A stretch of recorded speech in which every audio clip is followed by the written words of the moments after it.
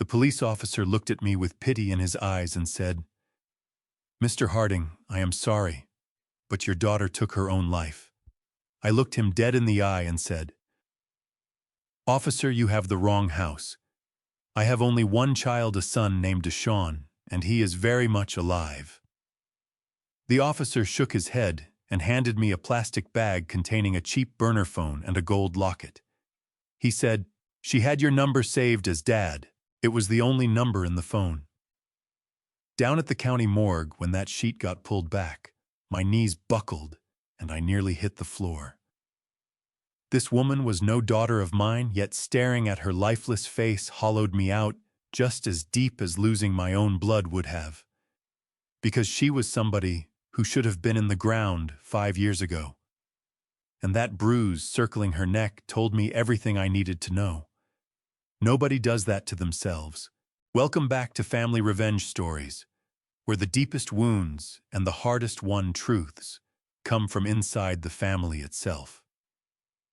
If stories like this one move you, I'd be grateful if you'd follow along and leave a like. It means more than you might think.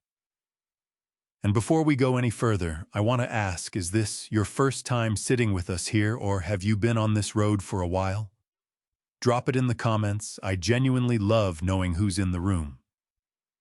Now, a word before we begin. Some elements of this story have been shaped for the purposes of audio storytelling, and any resemblance to specific real individuals or events is coincidental. What is real is the message at the heart of it, and that part I believe entirely. My name is Cornelius Harding, though everybody who knows me calls me Corey. 73 years old, and 40 of those I spent hauling freight on the docks in Cleveland. I know what trouble sounds like, and trouble doesn't ring the doorbell at 2:00 in the morning. Trouble beats on the wood like it wants to come through. When that banging hit, I didn't go for my glasses. I went for the tire iron I keep next to my bed. My wife Odessa passed away 6 years ago, and ever since I sleep with one eye open. I moved down the hallway, every joint popping with each step. Red and blue lights strobed through the front window, splashing my living room in violent color. I cracked the door open as far as the chain would allow. 2 officers on the porch. One young white still looked like he was waiting on his first real shave. The other was older, worn around the edges. The younger one spoke up first. "Mr. Cornelius Harding." "Yes," I said, grip tightening on the iron. "Sir, we need you to come with us. It is about your daughter." I frowned at that. "I've told you I don't have a daughter. My son Deshaun lives in a gated community out in the suburbs. If something happened to him, what are you doing at my door instead of his?" The older officer moved closer. "Sir, the identification on the deceased reads Kezia Harding. The emergency contact listed as you. She was found in a motel room on the west side. Apparent suicide." That name landed on me like something solid. Kezia. The tire iron slipped from my fingers and rang out against the floor. Kezia. It couldn't be. Kezia was the little girl who grew up right next door. The one who used to settle onto my porch steps and let Odessa braid her hair because her own mother was too deep in her habit to bother. Kezia, who stood beside my son Deshaun for 10 years, before he walked away for the daughter of some wealthy politician. Kezia, who vanished 5 years ago without so much as a word. I rode in the back of the patrol car and watched Cleveland slide past in the dark. It was raining. One of those cold, driving rains that pushes the garbage into the gutters but can't do a thing about the filth underneath. I tried calling Deshaun, went straight to voicemail. Naturally, he was probably laid out in silk sheets next to his flawless wife, Portia, dreaming about portfolios and country club weekends. Deshaun had put Kezia out of his mind a long time back, but I never had. The county morgue is a place that reeks of chemicals and defeat.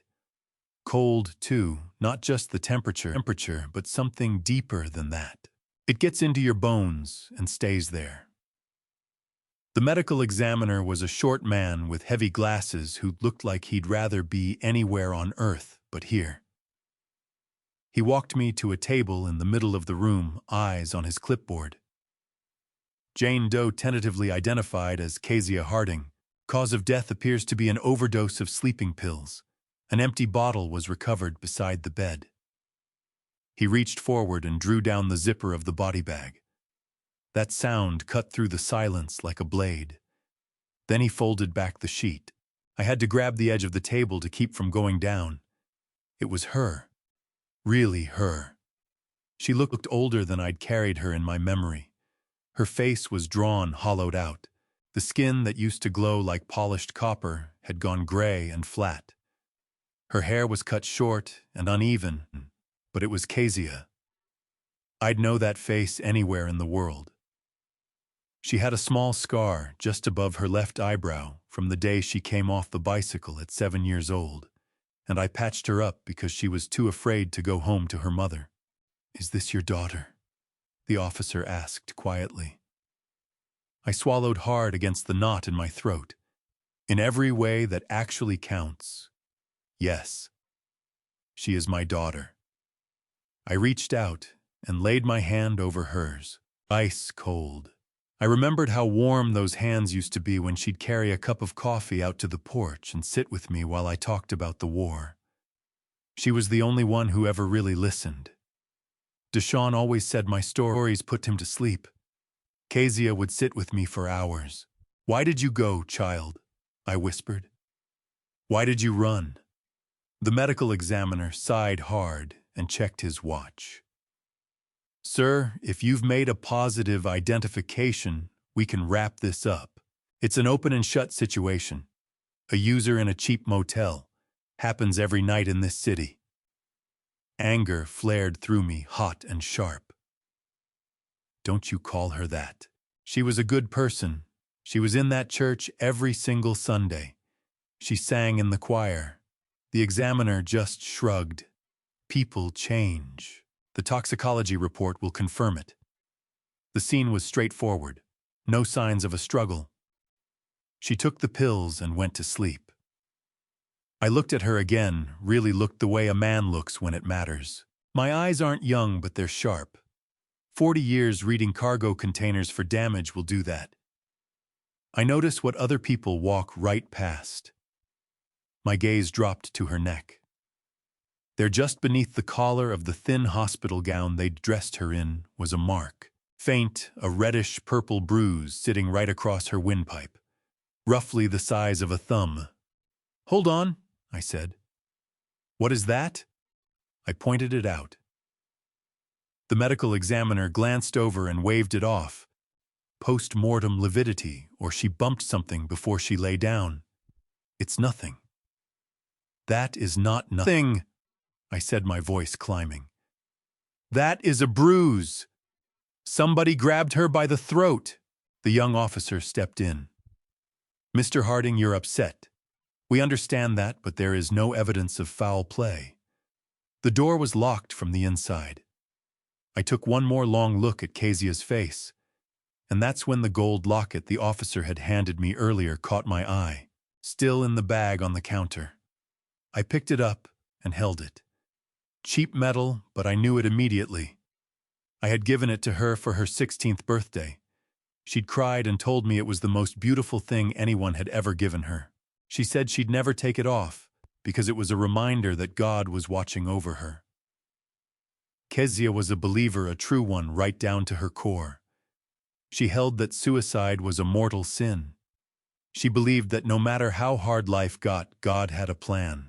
Even after Deshaun shattered her heart, even when she lost her job, even when her mother died of an overdose, Kezia never stopped praying. "She did not do this," I said, and my voice was steady. I turned and faced both officers. This woman did not take her own life. She was murdered. The room went still. The medical examiner exchanged a look with the officer and let his eyes roll. "Mr. Harding." The officer said, the sympathy drained right out of his tone now. "We understand it's difficult to accept, But the facts are the facts. I stared at that bruise again. It wasn't just a bruise. It was a thumbprint. Someone had pressed into her windpipe, maybe not to strangle her outright, but to force her mouth open and push those pills down her throat. I leaned in closer to her face and caught something else. Something small. Under the fingernails of her right hand, something dark. A fragment of skin or maybe fabric. She had fought back. I pointed it out. Look under her nails. The medical examiner exhaled and picked up a magnifying glass. He studied it for a moment, then straightened up. Just dirt. Sir, we're done here. You can make arrangements with a funeral home to collect the body in the morning. They were writing me off. Just another old black man in a city stacked with bodies. To them, Kezia was a number. Another addict who gave up. They wanted to seal the folder and get back home to warm beds. But I could not walk away from her. Not again. I had let her go 5 years ago. I had held my tongue when Deshawn pushed her out because I told myself he needed to chase his future. I had said nothing when he married Portia because I believed it would set him up for a better life. My silence had cost Kezia everything. I pressed my palm to her cold forehead.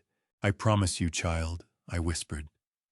I will not let them bury the truth with you. Walking out of that morgue, I could see the first gray light of morning beginning to spread across the city. The rain had let up, but the streets were still slick and dark. I took the bag with her, things, the burner phone, the keys. I found a bench outside and sat down and pulled out her phone.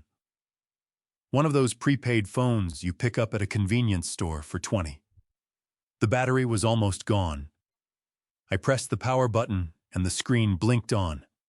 Locked, of course. But Kezia was a creature of habit. I tried her birthday. Incorrect. I tried Deshawn's birthday. Incorrect. Then it came to me the one date that carried weight for both of us. The day Odessa died. Kezia had held my hand all the way through that funeral. I punched in the numbers 812.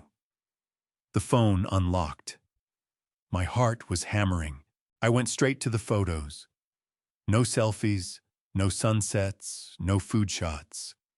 Just one album, and inside it sat a video recorded a mere 2 hours before the police said she died. I hit play. Kezia's face filled that small, cracked screen. She was in tears. She looked like a woman who was terrified. She was whispering like somebody was listening from the next room. Corey, she whispered. If you are seeing this, it means I am gone. I am so sorry I stayed away. I had to. She threatened to kill him. Kill him who was him. The camera trembled. Kezia glanced over her shoulder, then back at the lens. I have hidden him, Corey. He is safe for now, but you have to find him before she does. The key to the locker is in my shoe. Please, Corey. He has your eyes. He has Deshawn's eyes. The video cut out. I sat on that cold bench with my breath coming in short, ragged pulls. He has Deshawn's eyes. Kezia didn't just leave. She ran, and she didn't run alone. I turned the plastic bag upside down and shook everything out onto the bench. The gold locket, the phone, and one grimy sneaker. The police must have missed the other or left it back in the room. I grabbed the sneaker and tore out the insole. There it was, a small rusted key with a number stamped into it. 402. I got to my feet. The ache in my knees was nowhere to be found. The exhaustion had burned off. What was left was a fire in my chest. A fire that had gone cold a long time ago. I am not just a retired dockhand. I am a father, and now it turns out I am a grandfather. The police called it closed. I call it a starting gun. The address the police had logged was in a part of Cleveland where cab drivers won't go after sundown, and the streetlights are purely ornamental because every last bulb has been shot out. I drove my old pickup, both hands white-knuckling the wheel. Not out of fear, out of rage. A cold, settled rage that sat in my gut like a block of lead. The police had handed me a bag full of cheap items and told me to go on home. Case closed, they said. Nothing left to see, but I knew better than that. 40 years on the docks taught me that the things that matter most are always tucked in the corners that nobody wants to bother with. I pulled up in front of the building, crumbling brick, the whole structure breathing out damp concrete and neglect. The front entrance had no lock, just a gap where the handle had once been. I climbed the stairs to the 4th floor. The hallway reeked of boiled cabbage and stale smoke. Apartment 402 was easy enough to find. The police seal was a bad joke, one strip of yellow tape drooping lazily across the frame. The door itself wasn't locked. I pushed through and went in. The air inside was thick and stale. It smelled like fear. The police report said suicide. Took her pills, lay down, went to sleep. But standing in that room, I could see that was a lie. A person does not ransack their own place before they check out of this world. This room had been turned over, not just left messy, but torn apart with purpose, with fury. The mattress was slashed wide open, stuffing spilling out like entrails. Drawers yanked out and emptied across the floor. Holes punched clean through the cheap drywall. Someone had been hunting for something, and the fact that they hadn't found it made them mean about it. I stepped around a heap of shattered dishes. Glass crunched under my boots. I tried to imagine Kezia in this place. Last time I laid eyes on her, she was in a bright yellow dress, laughing at a barbecue in my backyard. Now she was gone, and this wrecked room was the sum of what remained. A sharp pain moved through my chest. I should have checked on her years ago. I should have found her long before it came to this. I moved to the small kitchenette. Cabinet doors had been ripped right off their hinges. A bag of rice was spilled across the counter. And right there, a small thing the police walked past because they didn't care enough to look. On the linoleum near the refrigerator, a smear of dried mud shaped like a boot print. A large, heavy boot. Kezia wore size 6 sneakers. That print was at least a size 12. Men with size 12 boots had been through this room. Men who weren't worried about making noise or leaving damage behind. I moved into the bedroom. This was where they found her. The bed stripped bare. On the nightstand sat a Bible. I picked it up. Old worn, the cover held together with tape. I cracked it open. On the inside cover, in her own handwriting, "For when the darkness comes, trust in the light." I slipped the Bible into my coat pocket. That's when I heard it. So faint I nearly let it pass. A scratch like a mouse moving behind the walls. I went still, held my breath. The quiet in that room pressed in heavy. Then it came again. A soft whimper. From the closet. The closet door was shut. The wood around the handle splintered like somebody had tried to force it and given up. Or didn't bother trying hard enough. I moved toward it, my hand finding my folding knife in my pocket. "Is anyone there?" My voice came out louder than I meant it to in that hollow room. Nothing came back. Just a sudden hush that rang even louder than the sound before it. I reached out and gripped the handle. It held fast. I put my shoulder into it and pulled. The wood protested and gave way. The door swung open. Inside, old coats, stacked boxes. At first, nothing but shadow and dust. I was nearly ready to chalk it up to old ears. But something shifted near the floor. Behind a stack of plastic bins, something moved. I got down on my knees, which let me know about it. I pushed the coats aside, and there he was, a little boy. Couldn't have been more than 4 years old. Curled up so tight, he looked like a bundle of rags. He had on pajamas with cartoon dinosaurs on them, covered in dust. He was shaking, not a shiver, but a full-body tremor, his whole frame vibrating with terror. He looked up at me and the air left my body. He didn't scream. He didn't cry. He just fixed those wide, frightened eyes on me. Both hands clamped over his own mouth like someone had drilled it into him. Be quiet, stay quiet. Silence is what keeps you alive. Hey there, little man, I whispered, dropping my voice as low and soft as I could make it. I am not going to hurt you. He pushed himself deeper into the corner, trying to disappear into the wall. His eyes went to my hands, checking them for a weapon.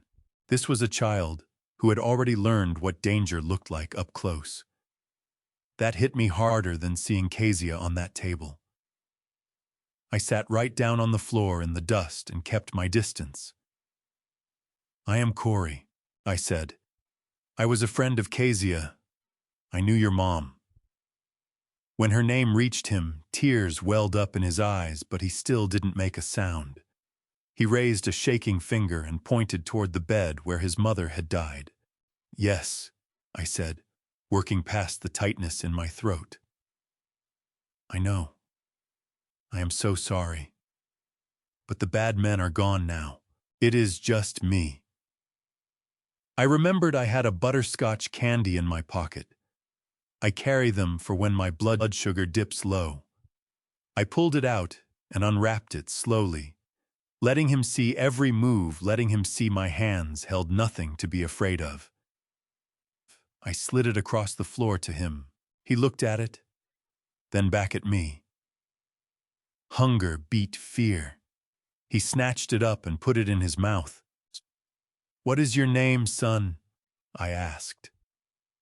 He worked the candy for a moment, then whispered something so small I had to lean forward to catch it. Eli. Eli, I said back to him. That is a strong name. I held out my hand. Come on, Eli. We cannot stay here. It is not safe. He hesitated. His eyes went to the apartment door, as though he was waiting for something terrible to walk through it. And maybe he was right to think so. Whoever killed Kezia hadn't found what they came looking for. And right then it settled over me like ice water. What they were looking for wasn't a thing at all. It was him. They weren't tearing that room apart looking for money. They were hunting for the boy. Kezia didn't simply die. She died shielding him. She must have gotten him into that closet and wedged or locked it shut before they reached her. She traded her life to buy him silence. Come on, Eli, I said, my voice going sharp. We have to move, right now. He crawled out from behind those boxes. As he came into the light spilling through the window, I got my first clear look at his face. The shadows fell back, and I was staring at a ghost. The breath left me. The room tilted. It wasn't simply that he was a good-looking boy. It was the line of his nose, the shape of his jaw. But above everything else, it was his eyes. A striking shade of amber brown shot through with flecks of gold. Not Kezia's eyes. Not mine. They were Deshawn's eyes. I would know those eyes anywhere. I looked into them the morning Deshawn was born. I looked into them when he walked across that graduation stage. I looked into them when he lied straight to my face about his gambling debts. This boy, this small, frightened boy hiding in a closet in a crack den, was my grandson. The weight of that truth struck me like something solid. Kezia had been raising my grandson alone in poverty, while Deshawn lived in a mansion 20 miles away. Did Deshawn know? Had he walked away from them? Or had Kezia kept the boy hidden from him too? Eli looked up at me, waiting to see what I would do. He reached out and wrapped his hand around my pinky finger. His grip was stronger than I expected. Are you a bad man? He asked. Tears burned at the back of my eyes. I have been called plenty of things over the years. Hard-headed, difficult, impossible to reach. But looking at this child, I understood I had a new name now. Protector. No, Eli, I said, and lifted him up. He was light, far too light. I could feel every rib through those thin pajamas. I am not a bad man. I am your grandfather, and nobody is ever going to put their hands on you again. I stood there holding him against my chest. He smelled of dust and old fear, but underneath that was the smell of a child, pure and sweet and innocent. He buried his face in my neck, and for the first time since I had come through that door, he let himself cry. Soft, quiet sobs that rolled through his small body in waves.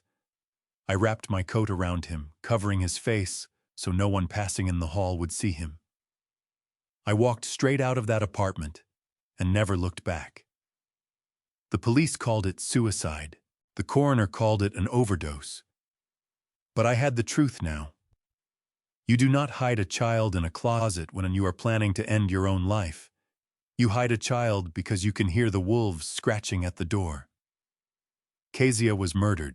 She was murdered because of who this boy was. She was murdered because somebody wanted both of them gone, wiped clean from the face of the earth. As I made my way down those stairs, the old wood groaning under my boots, I made a promise. Not to God, not to any law, but to the ghost of the woman who died saving my bloodline. I promise you, Kezia, I am going to burn their world to the ground. I am going to find out who sent those men. I am going to find out what Deshaun knows. And if my own son is tangled up in this, may God show him mercy, because I will not. I got back to the truck and buckled Eli into the passenger seat with a belt built for a grown adult. He looked tiny and lost inside it. "Where are we going?" he asked, his voice still unsteady. "We are going to ask some questions, Eli, and we are going to get some answers." I turned the key. The old truck rumbled to life. I pulled away from that building and watched it shrink in the mirror. I had gone in looking for evidence. I drove out with a war on my hands. But before I could even reach the main road, something turned my blood to ice. A black SUV with tinted windows was sitting parked down the street. As I rolled past it, the engine fired up. The headlights blazed on in the gray morning. They'd been watching. They had been sitting on that apartment, waiting for someone to come back. Waiting to see if the boy was still inside. And now they were on me. I tightened my grip on the wheel and fed the engine some gas. "Hold on, Eli," I said quietly. The hunt was on. But they had no idea what they had walked into. They figured they were chasing a worn-out old man and a helpless child. They had no idea they had just roused a sleeping dragon. I drove from the crumbling brick blocks of the west side to the polished iron gates of Hunting Valley, and it felt like crossing between two different worlds.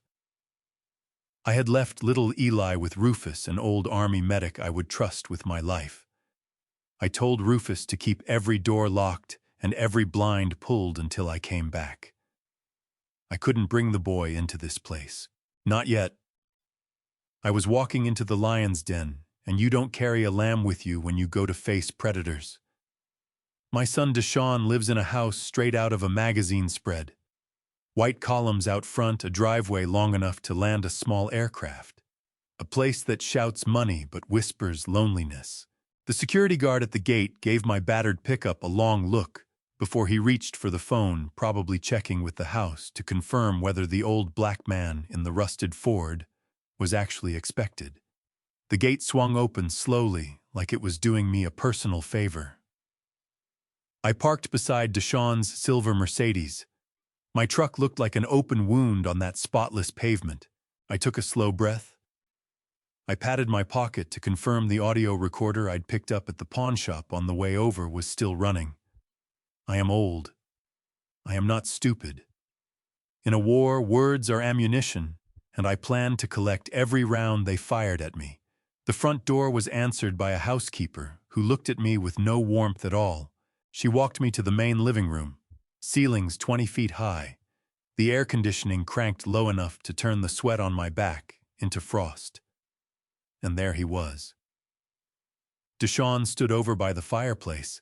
He had on a suit that probably cost more than a year of my dock wages. A crystal tumbler of dark bourbon was in his hand.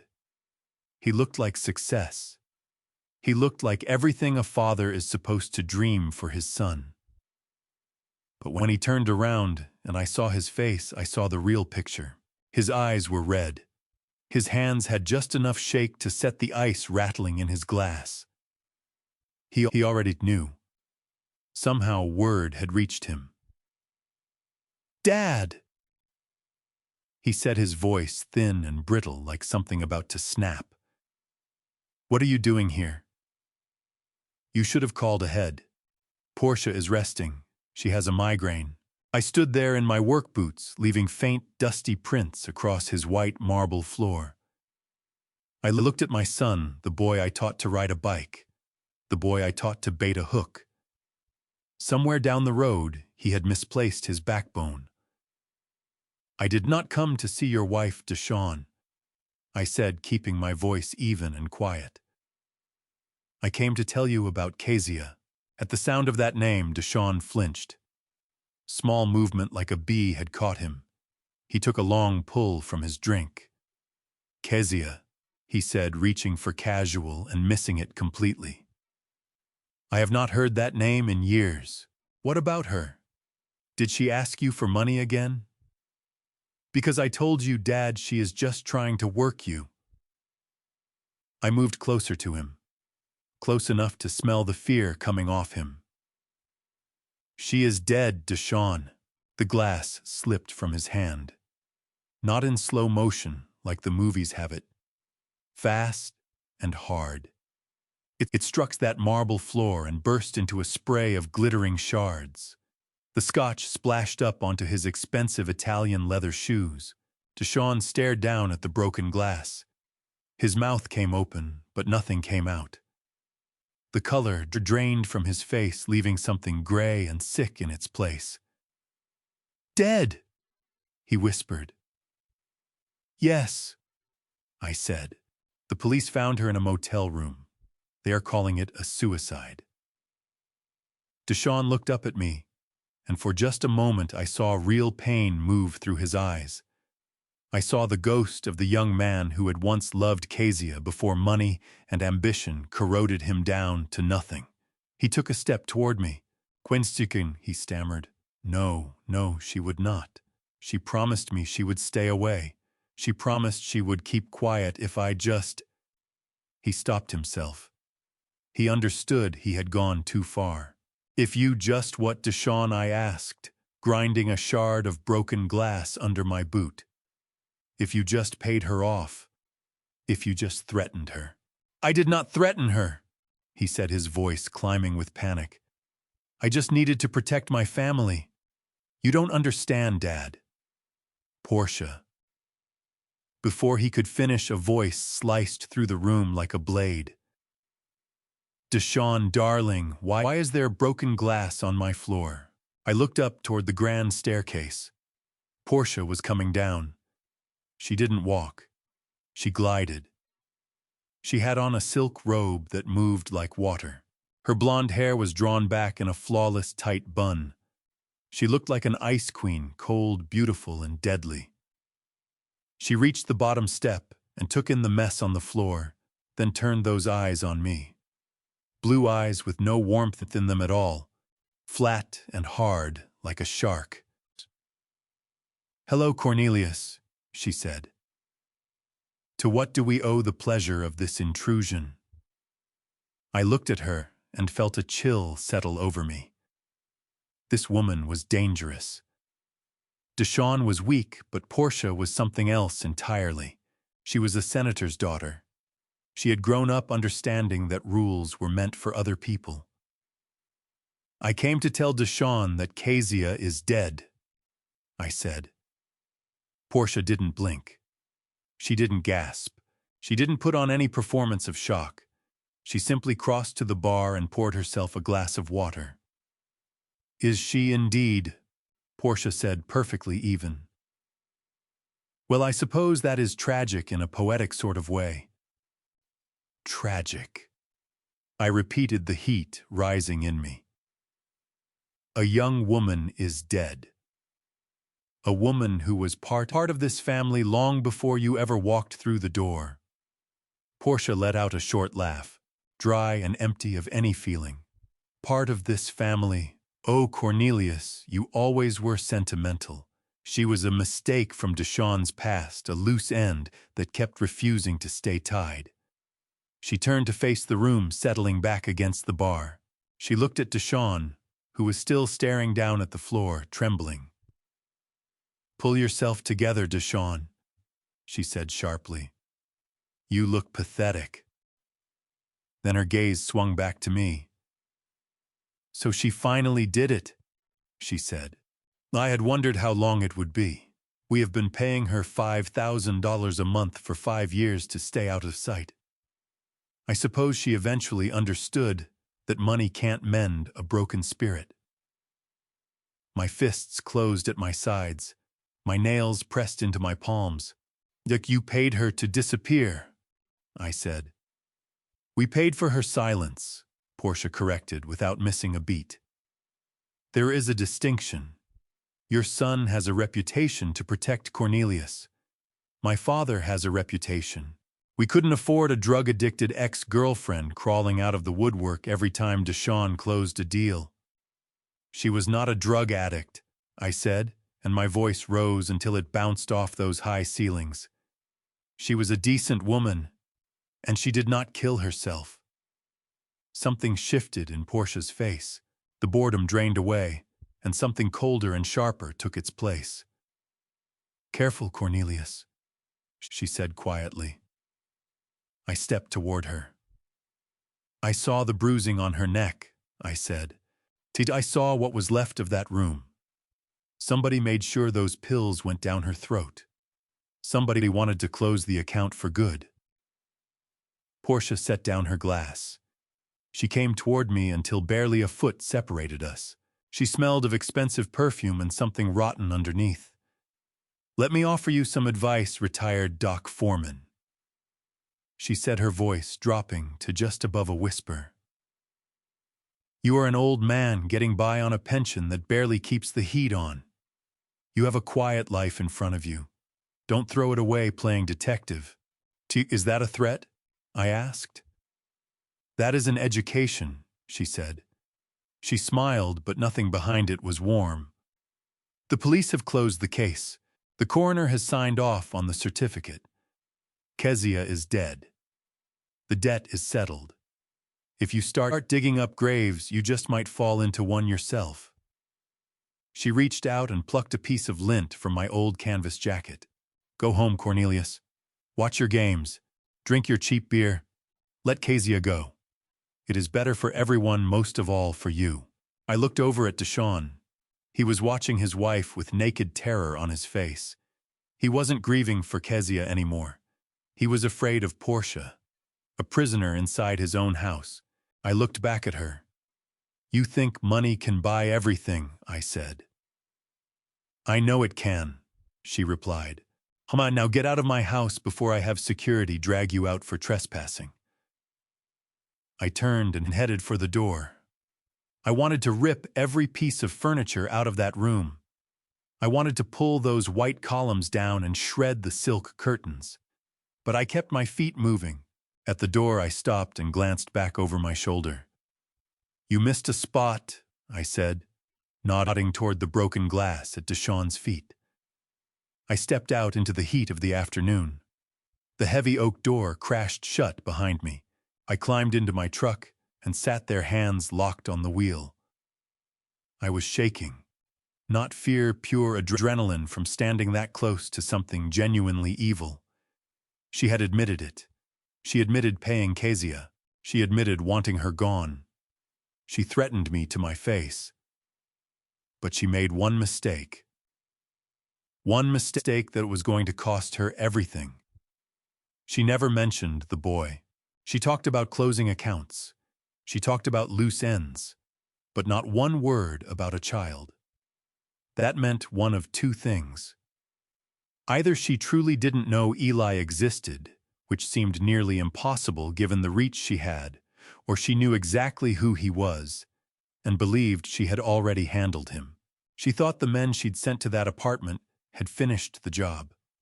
She thought Eli was dead or gone. I pulled the recorder out of my pocket and pressed stop. I had her voice. I had her threat on tape. Not enough to pin a murder charge yet, but it was a beginning. I looked back at that mansion one last time. It looked like a fortress. But every fortress has a crack somewhere. Portia thought she had won. She thought she had sent the old man home to sit down and be quiet. She didn't know the old man had nothing left to lose. I put the truck in gear. I had to get back to Eli. As long as that boy was breathing, Portia's victory was built on sand. And when she found out he was still alive, she was going to unleash hell. Good, I thought as I rolled past the security gate.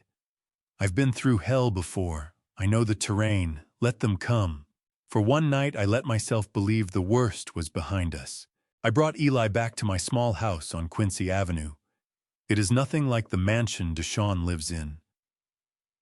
The porch paint is peeling and the floorboards announce every step, but it is a home. It carries the smell of old books and the lemon wax Odessa used to rub into the furniture. I made Eli a fried egg sandwich. He ate it like a boy who hadn't seen a proper meal in days. Watching him, I felt a warmth move through my chest that I hadn't felt since Deshawn was small. Eli sat at my kitchen table, legs swinging, feet not quite reaching the floor. He studied the photographs along the mantelpiece. He pointed at one of me in my army uniform. "Is that you, Grandpa?" he asked. "Yes," I said. That was a long time ago, before my knees started complaining and my hair went white. "Were you a hero?" he asked, his eyes wide. I nearly choked on my coffee. "No, son," I said. "I was just a man doing a job. The real heroes are the ones who keep going when the world tries to knock them flat." I got him settled in the guest room, used to be Deshawn's room. I pulled the rocking chair out into the hallway and sat in it for hours, just listening to him breathe. For the first time in 5 years since Kezia vanished, I felt like I had something worth getting up for. I was going to raise this boy. I was going to teach him to fish. I was going to teach him what it meant to be a man who keeps his word, unlike his father. But I was fooling myself. I thought this was a fair fight. I thought that because the truth was on my side, I would come out standing. I forgot that in this country, truth costs money, and my pockets were nearly empty. The knock came at 8:00 in the morning, not the frantic hammering of trouble. This was the sharp, measured knock of authority, the kind that doesn't ask to come in. It demands it. I opened the door. On my porch stood a woman in a gray suit, clipboard in hand. Behind her, 2 police officers, their hands resting near their belts. Not on their weapons yet, but close enough to make the point. "Mr. Cornelius Harding?" the woman asked. Her voice was flat, professional, and cold as February pavement. "That's me," I said, stepping out onto the porch and pulling the door shut at my back. I didn't want Eli waking up to this sight. "My name is Ms. Pruitt from Child Protective Services. We received a report concerning a minor currently in your care." My stomach bottomed out. A report. Not even a full day had passed. "What report?" I managed, fighting to keep my voice level. "That boy is my grandson. His mother passed yesterday. I am next of kin." Ms. Pruitt kept her eyes on her clipboard. She did not look up.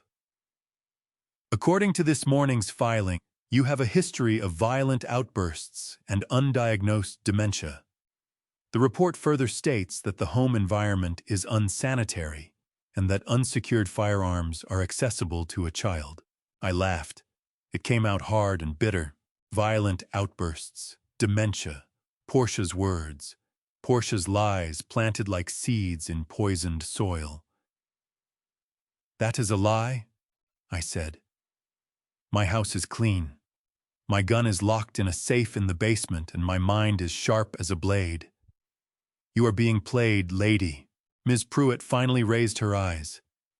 They were worn-out eyes, the kind that have heard every story, every excuse. Mr. Harding, we are not here to argue. We are here to execute an emergency removal order.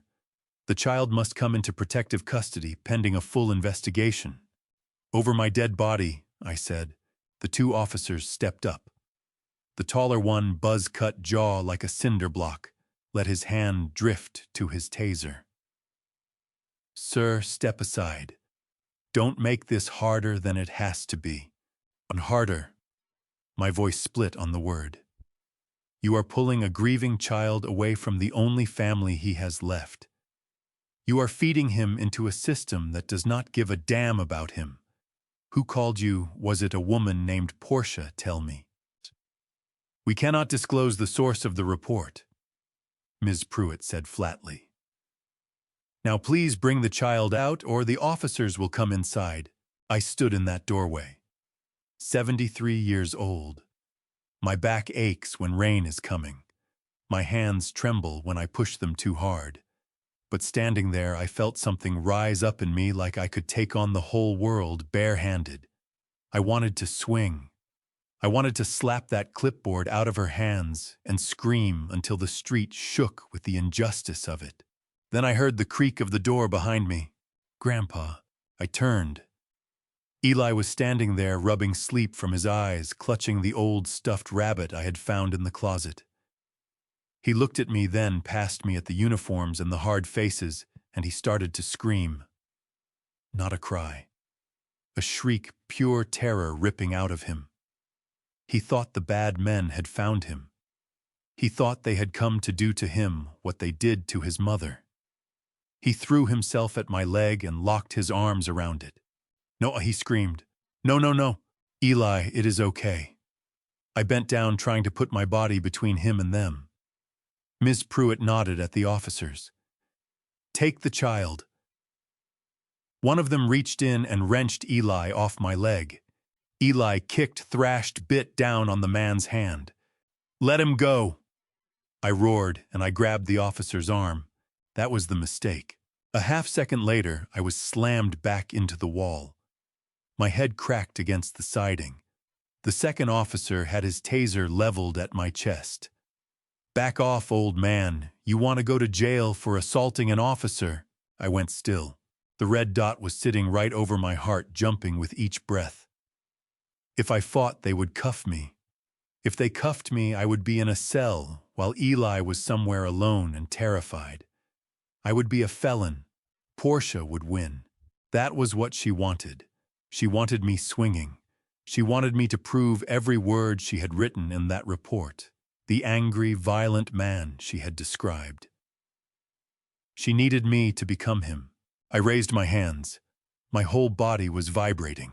It is okay, Eli. I called over his screaming as they carried him down the steps. It is okay. Go with them. I will come for you. I promise. Eli reached back toward me, fingers stretched open. Grandpa, help me. Grandpa. His voice broke apart on my name. They loaded him into the back of the sedan. Ms. Pruitt climbed in beside him. The door shut like a coffin lid, and just like that, the connection between us was severed.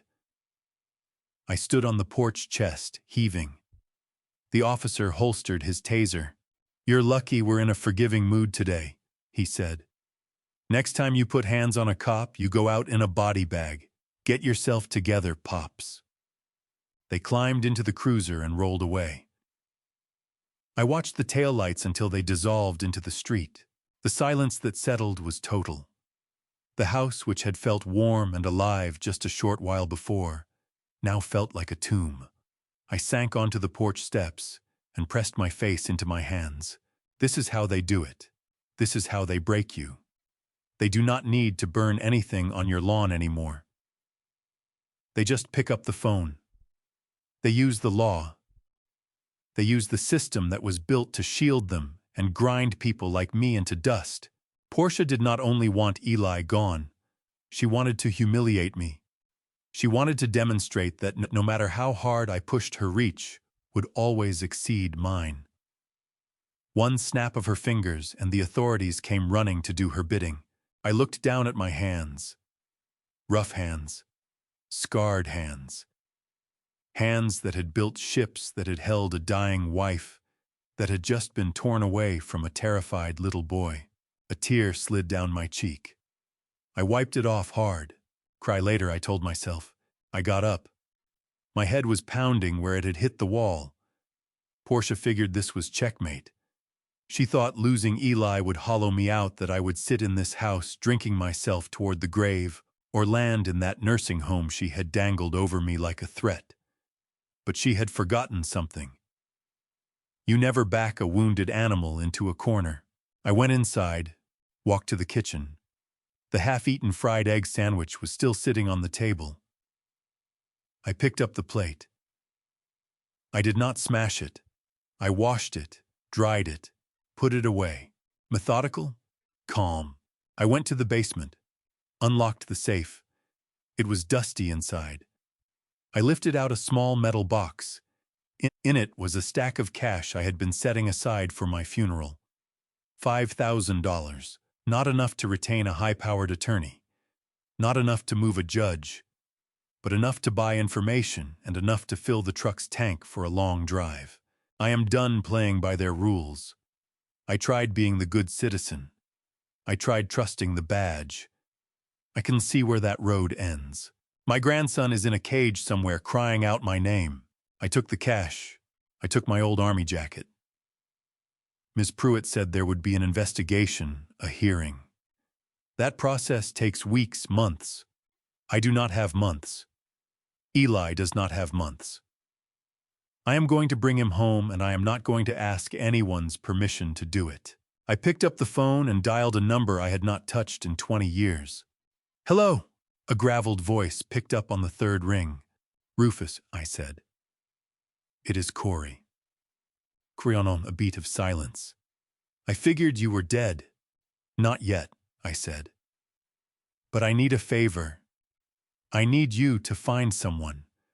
A woman named Miss Pruitt. I need to know where she lives. I need to know where she took the boy. The line went quiet for a moment. Then Rufus said, Is this trouble, Corey? The kind you cannot walk away from, I said. Good, Rufus said. I was getting bored. I hung up. I looked at the empty spot where Eli had slept. So hold on, little lion. Grandpa is coming, and I am bringing the storm with me. I did not linger in that hollow house. I did not sit with the silence where a child's laughter belonged. I got in my truck and drove straight to the glass tower in Cleveland's downtown financial district, where my son plays at being master of the universe. The lobby security guard moved to intercept me. He looked at an old black man in a worn army jacket and work boots, and he read threat. He was right about that. I was a threat, just not the kind a radio call could stop. I walked past him, eyes locked on the elevator banks. When he reached for my arm, I gave him the same look I used to level at green hires on the docks when they thought slacking off was an option. The look that says I have come through wars and riots and grief, so do not test me today. He let go. I stepped into the elevator and rode it up to the 42nd floor, my ears popping as the city fell away beneath me. This was Deshawn's domain, a world of recycled air and fluorescent light, where men carved up lives with a pen stroke instead of a punch. The receptionist, a young woman with a headset clipped to her ear, tried to inform me that Mr. Harding was unavailable, tied up in a meeting. I told her I was the meeting. I shoved open the heavy mahogany doors to his corner office and stepped inside. Deshawn was not in any meeting. He was hunched behind his enormous desk, his face buried in both hands. He looked up the moment I kicked the door shut. His complexion was ashen, his eyes raw and red-rimmed. He had the look of a man who had been sprinting through nightmares all night long. "Dad," he whispered, You can't be here. If she sees you—" I didn't give him the chance to finish. I crossed the room and brought my hand down hard on the surface of his desk. The blow sent his expensive fountain pens skittering. They took him to Sean. They showed up at my house and dragged your son away like he was some kind of criminal, and you stood by and let it happen. You knew. Deshaun flinched. He got to his feet, but his eyes wouldn't meet mine. He drifted to the window and stood staring out at the skyline. I didn't have a choice, Dad. He said, his voice barely holding together. You don't know what she's capable of. Then make me know, I said, my voice rising. Tell me how a grown man lets his wife have his ex-girlfriend killed and his own child stolen. Tell me what she has hanging over you, Deshaun, because it must be worth your entire soul. Deshaun turned to face me. Tears were running freely down his cheeks. It was a wretched sight. I wanted to grab him by the collar and shake him. I wanted to pull him close. I wanted to hit him. She has the ledgers, Dad. The room went quiet. The low hum of a server in the corner seemed to fill the whole space. What ledgers? I asked, dropping my voice to something low and sharp. Deshaun fell back into his chair. 2 years ago, I made a terrible mistake. I gambled on a futures trade and I lost. $3 million of company money gone. I thought I could recover it. I moved funds around. I cooked the books just for a few months until I could earn it back. A wave of nausea rolled through me. Embezzlement. My own son was a thief. And Portia found out, I said. Deshaun nodded. She spotted the discrepancies. She followed the transfers all the way back. She has everything, Dad. Copies of the wire transfers, the fraudulent invoices, my digital signature on all of it. She keeps them locked in a safe deposit box. If I ever try to walk away, if I ever try to fight back, she hands all of it to the SEC and the FBI. I'm looking at 20 years, Dad. I lose everything. I stared at him with pure contempt. You're already in prison, Deshaun. You welded those bars yourself out of greed and cowardice. So you let her kill Kezia to protect your own skin. I didn't know she was going to kill her. Deshaun sobbed. I swear on my life. Portia told me she'd pay her to disappear to leave town quietly. She said she'd handle it. And the boy, I pressed. Did you know about Eli? Deshaun wiped his face with a silk handkerchief. Kezia sent me a photograph a year ago. Just the one. I wanted to see him, Dad. I really did. But Portia said if I ever acknowledged that child existed, she'd burn everything to the ground. She said a child born outside the marriage would destroy my political future. I studied him. I understood in that moment that the son I had raised was no longer in this room. The man behind that desk was a stranger wearing a tailored suit. Hollow. Spineless. A stranger. The door swung open behind me. I didn't need to turn around. I already knew who it was. The room seemed to cool by 10 degrees. A wave of expensive perfume swept through the air.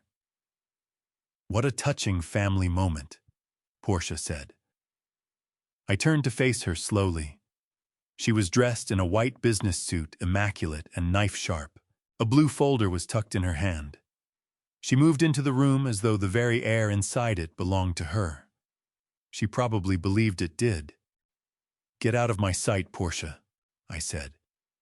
Before I forget everything I was taught about not raising my hand to a woman. She laughed soft and unhurried. Such passion, Cornelius. I can see exactly where Deshaun gets his fire even if he never inherited your spine. She stepped to the desk and dropped the blue folder in front of me. It landed with a flat, heavy slap. What is this? I asked. A solution, she said, for all parties. I looked at the folder. I left it closed. I let her talk. Ma, we have a problem, Cornelius, she said, moving through the room like something circling its prey. You're making noise. You're kicking up dust in a room that has to stay clean. The incident with CPS this morning was regrettable, but it was necessary. You demonstrated that you are not fit to raise a child. See, I am more fit than a father who pretends his son doesn't exist, and a stepmother who orders women killed. I shot back. Portia paid that no mind. She tapped the folder with one manicured nail. Inside that folder is a contract, a generous arrangement when you think about it. I held still. I needed to hear the enemy's terms in full. Here is how it works, she said, ticking the points off on her fingers. First, you voluntarily check yourself into the Whispering Pines Assisted Living Facility. Top-tier place. Excellent memory care unit. We've already covered the first year. She meant to lock me away. She meant to stamp me as confused senile so that every word out of my mouth from that day forward would be written off as the noise of a broken old man. Second, she went on, you sign over power of attorney for your house to Deshawn. We'll sell it.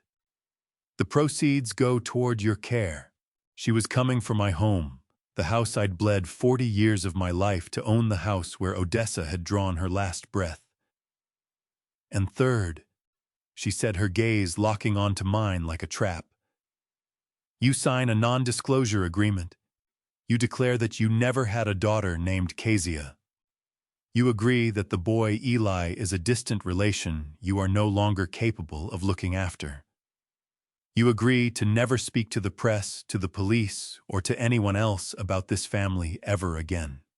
And if I sign, I asked, keeping my voice level, what becomes of Eli? Portia smiled. It was the smile of something cold-blooded right before it strikes. Eli will be looked after. We've arranged for a reputable adoption agency to take his case. There is a family in Switzerland, private, very wealthy. He'll have a new name, a new life, a fresh start far from here. Switzerland. She meant exile. She meant erasure.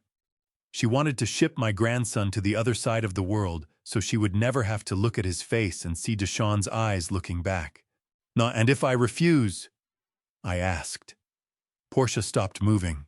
She leaned back against the desk beside Deshawn, who was studying his shoes. If you refuse, Cornelius, the story changes. The CPS investigation will uncover evidence of abuse, not simple neglect, but physical abuse. We have people ready to take the stand and swear they witnessed you striking the boy. You are lying, I said, my voice dropping to a growl. Am I? She replied. And who are they going to believe? A respected philanthropist or a senile retired dock worker with a documented history of anger? You will be arrested. You will die inside a prison cell. And the boy, the system is overloaded. Children slip through the cracks every single day. He could end up in a group home. He could end up on the street.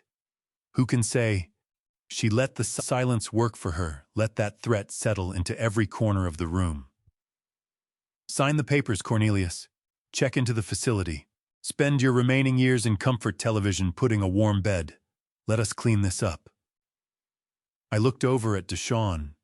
He was barely shaking his head, his lips forming the word silently, please. He wanted me to put my name on that line. He wanted the easy door. He wanted to bury what he'd done so he could keep his golf membership and his clean hands. I looked down at the contract. I reached out and lifted it from the desk. Portia's eyes brightened. She thought she had me. She believed every man has a figure and every man has a fracture point. I opened the folder. I read the legal language inside the clauses designed to strip away my freedom, my home, and my dignity. Then I looked up at Portia.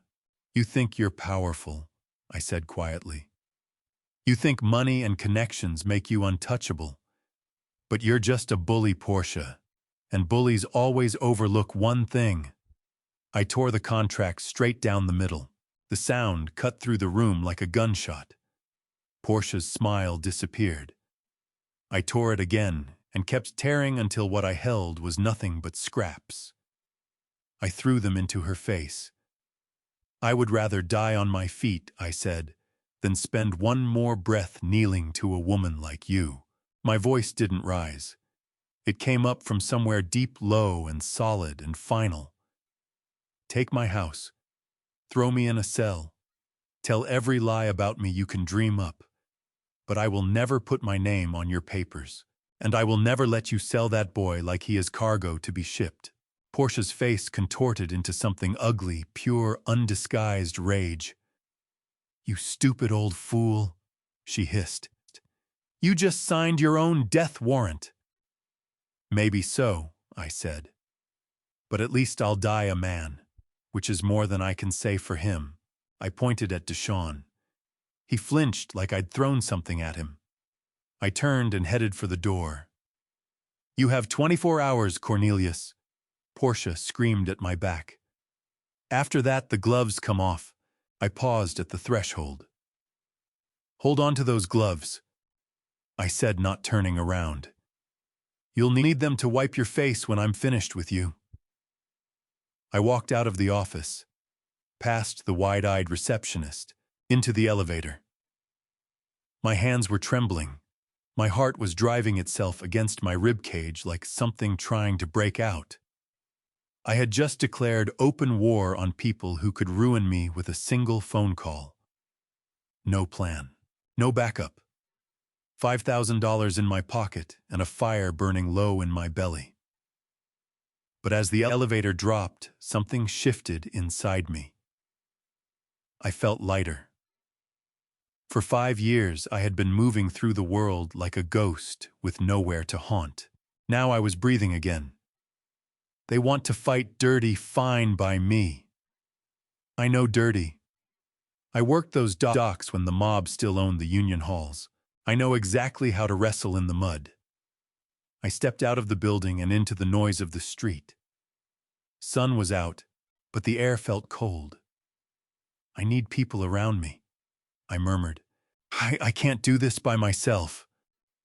My mind went to the old unit, the ones still walking above ground. Crazy Rufus, Locksmith Denny, and Big G, who used to run numbers back in the day, but now ran a soul food restaurant. We're old. We're worn down, but we're not in the ground yet. I fished out my burner phone. Time to wake everybody up.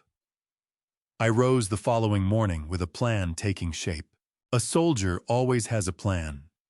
I had $5,000 in cash on me, but fighting people like Portia is an expensive business that money wouldn't last long.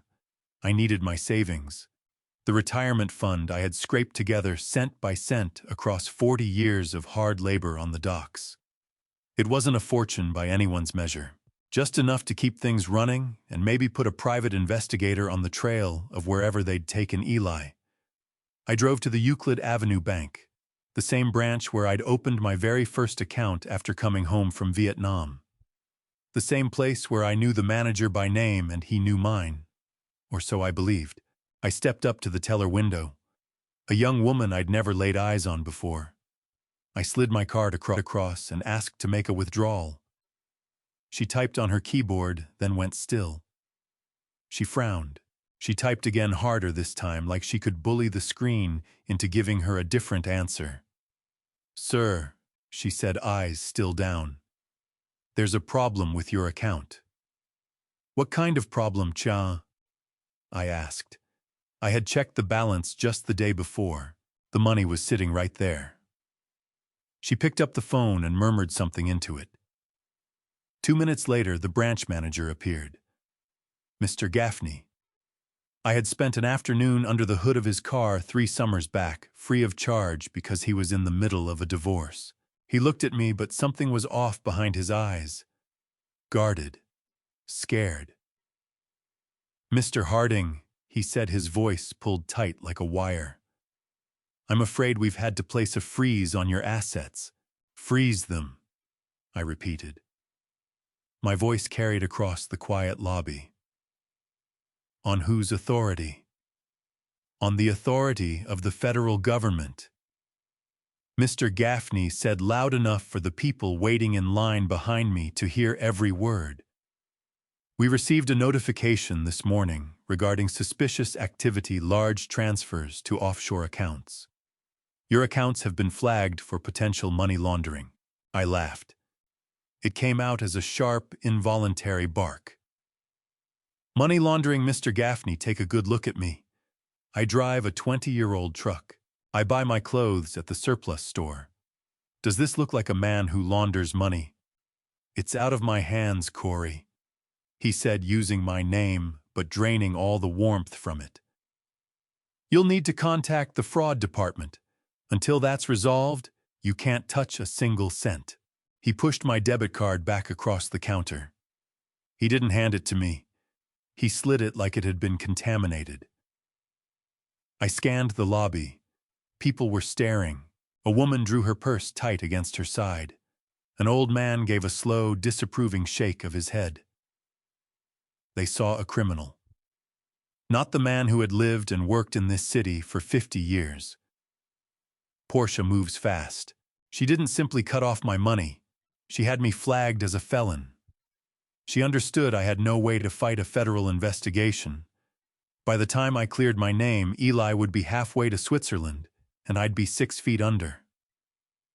I grabbed my card and pushed through the door. The automatic doors hissed closed at my back like an airlock sealing a tomb. I needed coffee. I needed to sit and think.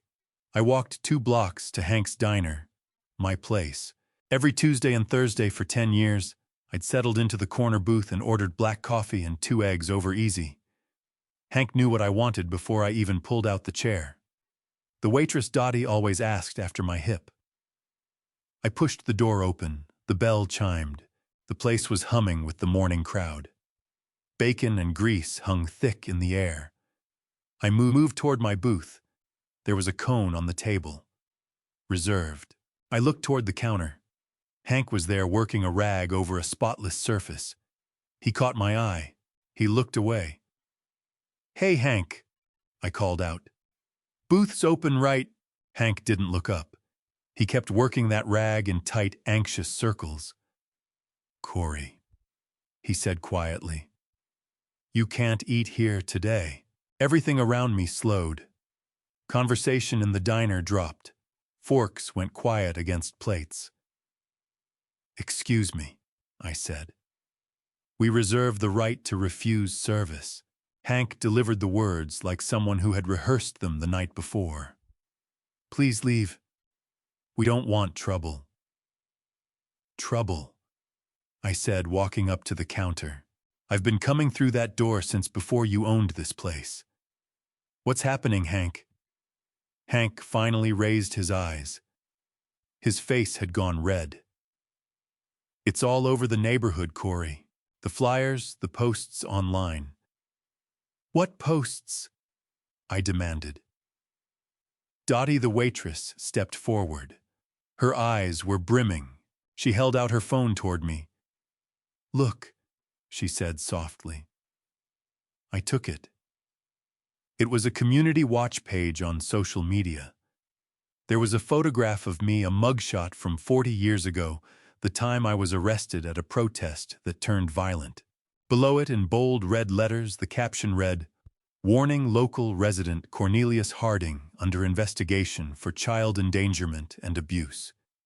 Keep your children away. Highly dangerous." My hands went unsteady. The phone nearly slipped. Abuse. She'd done it. She'd played the one card that no man can ever fully defend himself against. She had made me a monster in the eyes of everyone who knew my name. I looked at Hank. "Do you believe this?" I asked. "You know me. You know I'd never lay a hand on a child." Hank took the phone back. "I've got grandkids, Corey. I can't afford to take a chance. Even if none of it's true, the reputation, it's bad for business. Please, just go." I looked around the diner. These were my neighbors. People I'd lent tools to. People I'd shoveled a path for in the dead of winter. Now every face was turned against me. A mother in the back booth put her hands over her daughter's eyes. A coldness spread through me that had nothing to do with the temperature. It was the coldness of being completely cut off. I walked out of the diner. The bell rang again, but this time it had the sound of something final. I moved down the street. It felt like a walk through a gauntlet. I spotted Mrs. Patton out front, watering her flower beds. She's 80 years old. I used to haul her groceries up to her door. When she saw me coming, she dropped her hose and retreated inside, yanking the front door shut and throwing the deadbolt. The click of that lock cut right through the morning air. I passed the mailman. He crossed to the other side of the street rather than walk near me. I was invisible, and at the same time I was all anyone could see. I made it to my truck. I got in and locked the doors. A small steel box of safety in a world that had turned on me overnight. My phone buzzed. Unknown number. The message read simply, "Lonely at the bottom, isn't it? Sign the papers." I hurled the phone against the dashboard. It cracked, but held together. I drove home, or what used to feel like home. It felt like a cell now. I pulled into the driveway. Someone had pelted my front door with eggs. The yolks had dried on the wood drawing flies. On the sidewalk, written in chalk, one word, pervert. I stood there and stared at it. It burned itself into me. This is what it feels like to be erased. Portia didn't need to put me in the ground. She just needed to bury my name. She stripped away my history, my standing, and my community all at once. She left me exposed in the middle of the town square. I went inside and pulled the blinds closed. The house sat dark around me. I lowered myself into my armchair, the leather cool against my back. The quiet pressed down like something heavy. I'd always been a man who appreciated silence, but this was different. This was the silence of someone who's been cast out. I thought about calling Deshaun, but what good would that do? He was probably the one who bankrolled the bots spreading those lies across the internet. I thought about calling the police to report the vandalism, but those were the same people who dragged Eli away. They were working for her. I was on my own, completely, absolutely alone. I stared at the empty patch of floor where Eli had sat yesterday, pushing his blocks around. I closed my eyes and I could still hear his cry as they carried him out. They want me to shatter. They want me to look at this hollow house and this scorched reputation and decide it's too much to bear.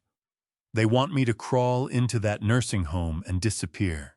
I reached into my jacket and pulled out the one thing I still had, the audio recorder. I pressed play.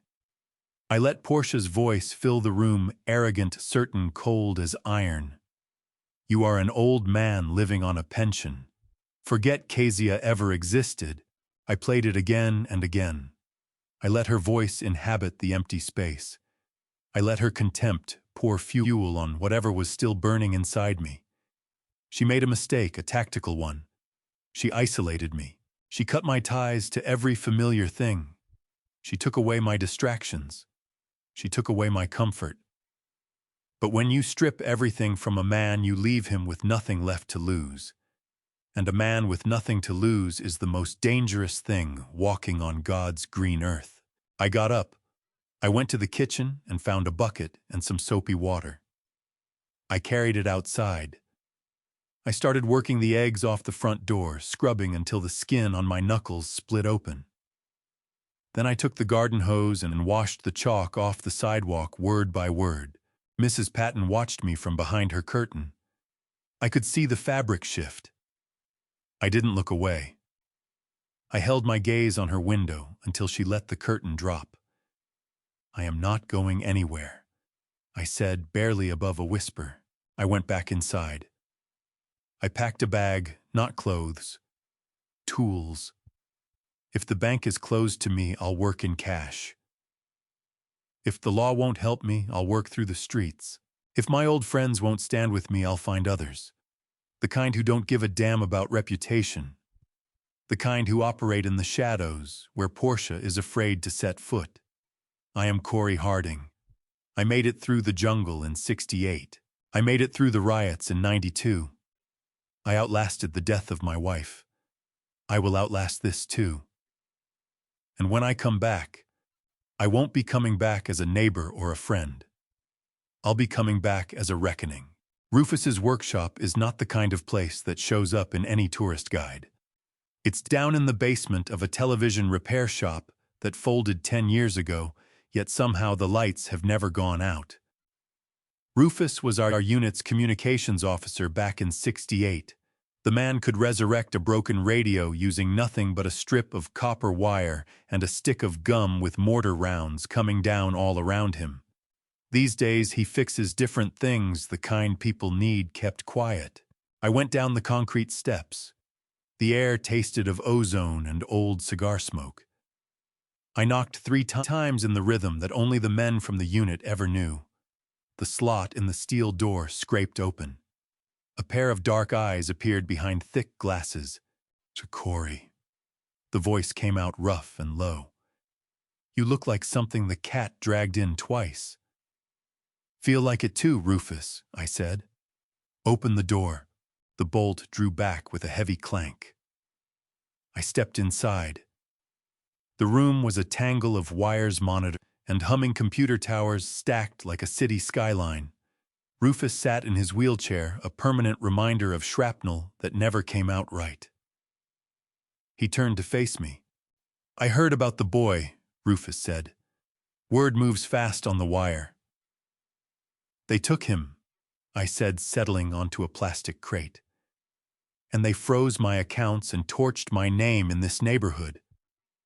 But they forgot one thing. I pulled Kezia's burner phone from my pocket, cracked screen, dead battery, but still the only weapon I was holding. They forgot to take this. Rufus took the phone and turned it over in his grease-darkened hands.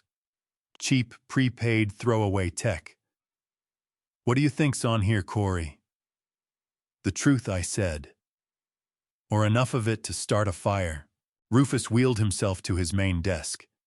He plugged the phone into a tangle of cables and began typing. His fingers moved across that keyboard faster than a man half his age had any right to. It's encrypted, he muttered. Not the phone itself, that thing's a piece of junk, but the files inside it. Somebody put military-grade locks on a $20 phone. That's not nothing. Can you get in? I asked. Rufus let out a dry, wheezing laugh. Is the Pope Catholic? Give me 10 minutes. I sat in the dim light and watched the numbers scroll across his screens. I thought about Kezia, a woman who worked 2 jobs just to keep food on the table. So where did she get the money or the know-how to encrypt a phone like this? She didn't, which meant someone else had done it for her, or she'd been handed the phone already locked down. Got it, Rufus said. The screen flashed green. Folders bloomed open. I rolled my crate closer. What are we looking at? Rufus clicked a folder labeled simply tax. Bank statements, but not from any ordinary bank. These were digital receipts from a cryptocurrency exchange.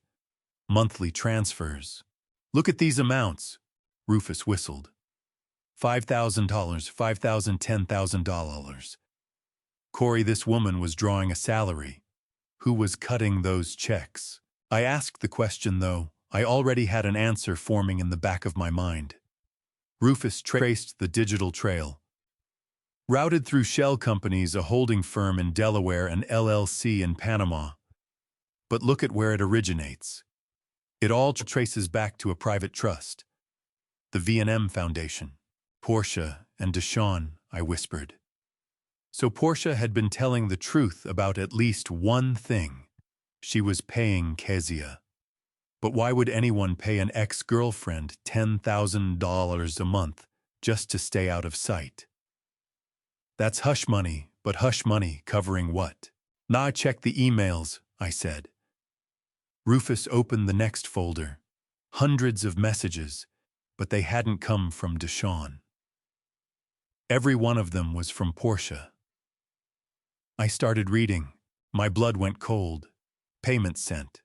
Remember the terms. No contact, no photographs. Set foot in the city, and the deal is void. We've increased the amount this month.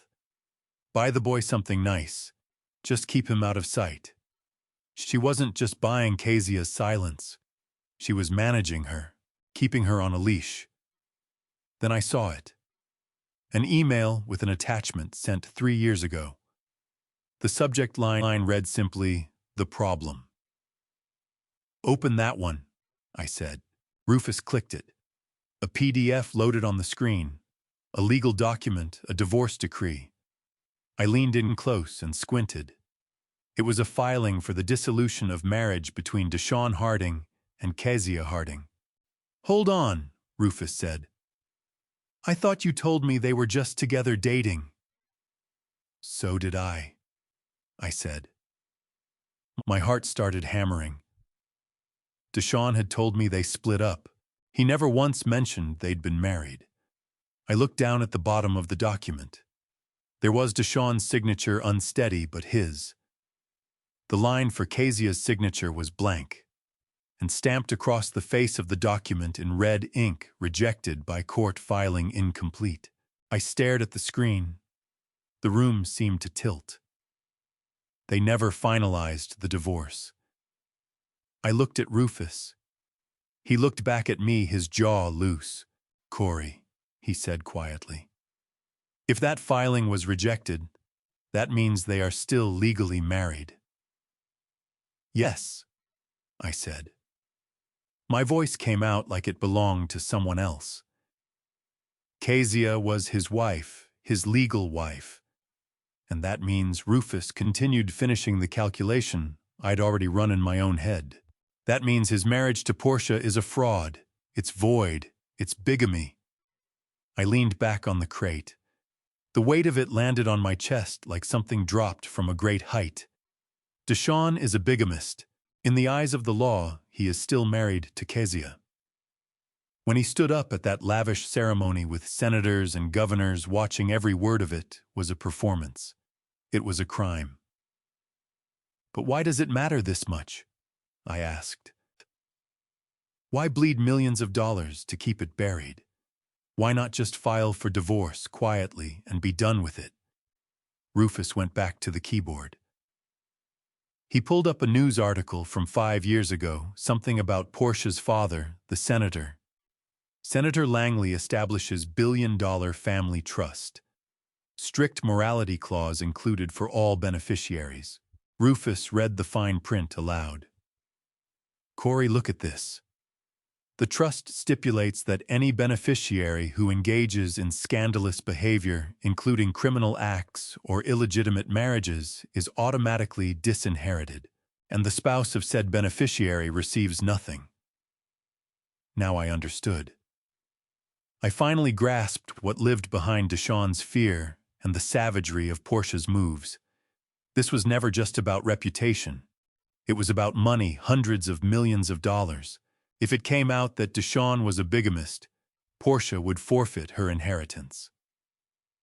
Her father, the senator, a man who built his entire public image on family values, would cut her off without a cent. The mansion, the fleet of cars, the political power, all of it would dissolve overnight. Kezia held the key to their unraveling. She was the legal wife. She could have walked into any courthouse and laid claim to half of everything Deshawn owned. She could have exposed Portia as nothing more than a mistress living in a glass tower. But she never did. "Why not?" I said out loud. She had the power to level them. Why did she take what they threw at her and disappear into a slum? Because of the boy. Rufus said it quietly. I looked at him. "Check the date on that email."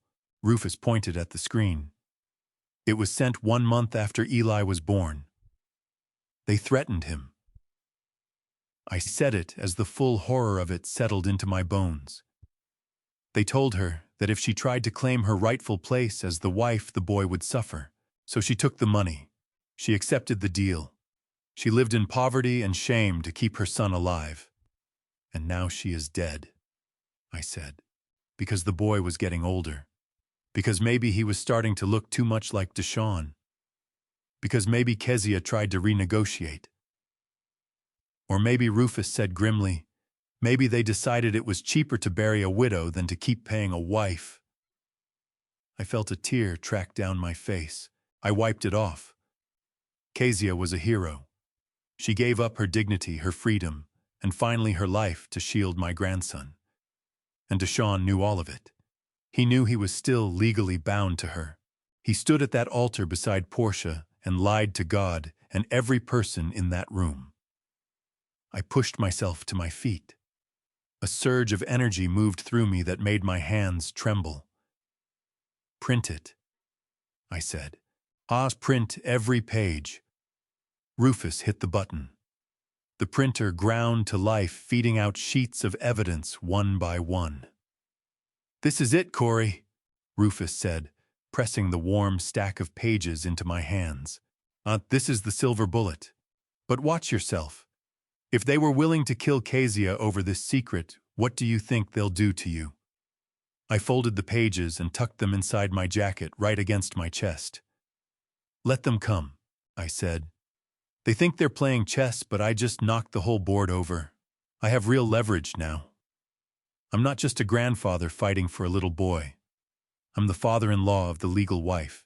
By rights, I have a stronger claim to Deshawn's assets than Portia does. I turned toward the door. Corey. Rufus called after me. I stopped. Paper alone won't be enough, he said. You need muscle behind you. Portia runs private security, ex-military hired guns. I know that, I said, which is why my next stop is not the police. Then where? Rufus asked. I'm going to see Big G, I said. Rufus smiled. His gold tooth caught the glow from the monitors. Tell that big ugly ox I said hello. And Corey, yeah, give them hell. I pushed out into the alley. The sun was long gone. The city had gone dark. But for the first time in days, I could see a road ahead of me. I had the truth. Deshawn was a criminal. Portia was a fraud. And Eli, my little Eli, was the legitimate heir to a fortune they were working to steal. I got in my truck. The engine shuddered, then caught. I'm coming for you, Portia. And I'm not bringing a lawyer. I'm bringing the past you tried to put in the ground. The digital files Rufus pulled off that phone were the map, but I still needed the treasure itself. A judge might look at a computer printout and call it a forgery, especially when the lawyers on the other side bill $1,000 an hour. But a physical document with a raised seal and wet ink is a harder thing to make disappear. I knew Kezia. She was the kind of woman who held on to everything, every birthday card, every ticket stub, and she would certainly have kept the document that proved she wasn't a mistress, but a wife. I knew where she'd have hidden it. Not in a safe deposit box. Banks want ID and they leave a trail. Not buried in the backyard. She would have put it in the one place that felt safe to her, the one place where she and Deshawn had been truly happy, even if only for one brief hour. I pointed my battered truck toward the east side. This was the part of the city council had long since forgotten. The streetlights had been dark since the 90s. The potholes were deep enough to swallow a wheel whole. I moved through those streets by memory. I knew which corners belonged to the dealers, and which belonged to the grandmothers keeping watch behind their curtains. I pulled to the curb a block from St. Adalbert's of the Flats. It was an old stone church that had been condemned 5 years ago when the roof gave way in a storm. The windows were sealed with plywood gone gray from rot. Weeds split the stone steps. This was where Deshawn and Kezia had been married. I remembered that day. It was raining just the way it was raining inside me now. Deshawn had called me at midnight begging me to come. He said he loved her. He said he didn't care about his political ambitions or Portia's money. He just wanted to be right with God. The old priest, Father Okonkwo, had married them by candlelight in secret because the power had been shut off for non-payment. I climbed the steps, my boots grinding over broken glass. The front doors were wrapped in chains, but I knew the side entrance, the one the choir used to slip out of for smoke breaks. I pushed the heavy oak door. It groaned like something wounded, but it gave way. Inside, the air was dense with dust and the odor of damp timber. Pigeons rustled in the rafters, murmuring softly. The main sanctuary was in ruins, pews overturned, the altar buried under debris, but the great wooden cross still hung on the wall, untouched by all the decay around it. I walked down the center aisle. I shut my eyes for a moment, and I could see them there. Kezia in a simple white sundress, holding a bouquet of wildflowers she'd gathered from the park. Deshawn in a thrift store suit, watching her like she was the only living thing in the world. Where did that young man go? How does the boy who swore to love someone until death become the man who lets her die alone in a motel room? I reached the altar. The floorboards were solid oak, thick and old. I remembered Kezia kneeling right on this spot. She had been nervous. She kept working her hands together.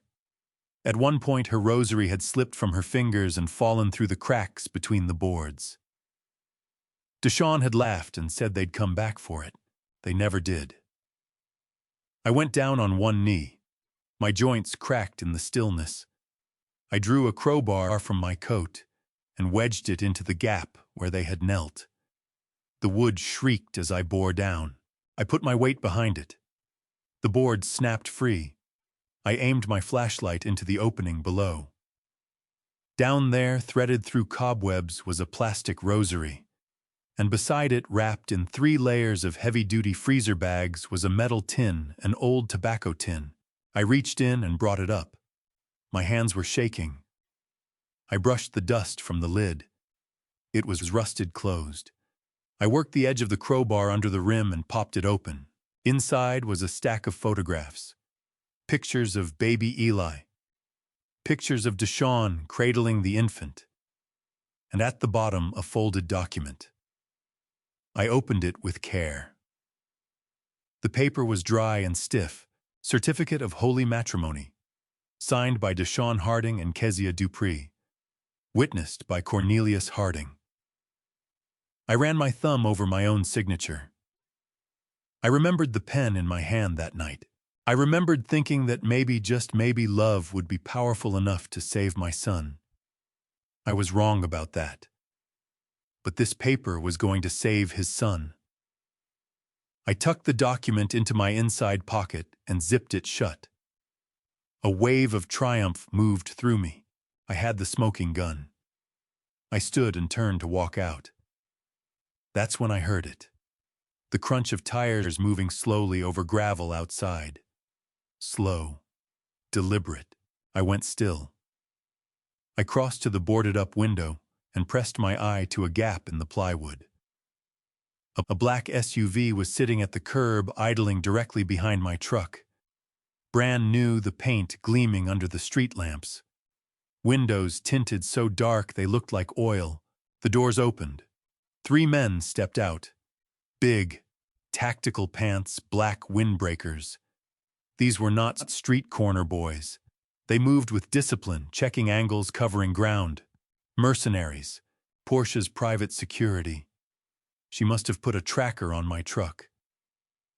I cursed myself for the sloppiness. I'd been so locked onto the destination that I forgot to watch my back. They were moving toward the side door. They knew I was inside. I scanned the room. Going out the way I came in wasn't an option. I'd walk straight into them. I had to find another exit. I ran to the back of the church into the sacristy. Up high on the wall, there was a narrow window. Small, but I wasn't a big man anymore. Grief had carved me down to almost nothing. I dragged 2 chairs together and climbed up. I shoved the window open. It opened onto the back alley. I squeezed myself through and dropped, hitting the wet pavement hard.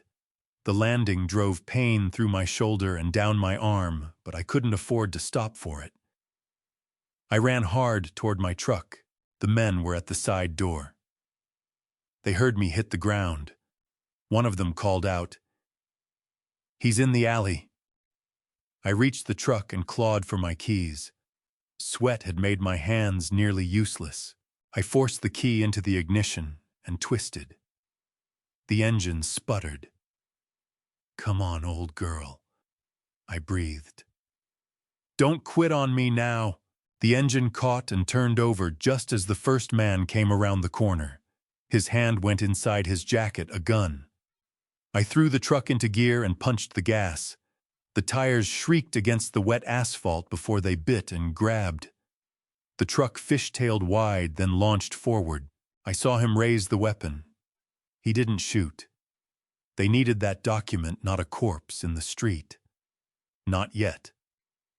I hammered down the road. In the rear view, the black SUV tore out after me. Its engine howled like something built for a runway.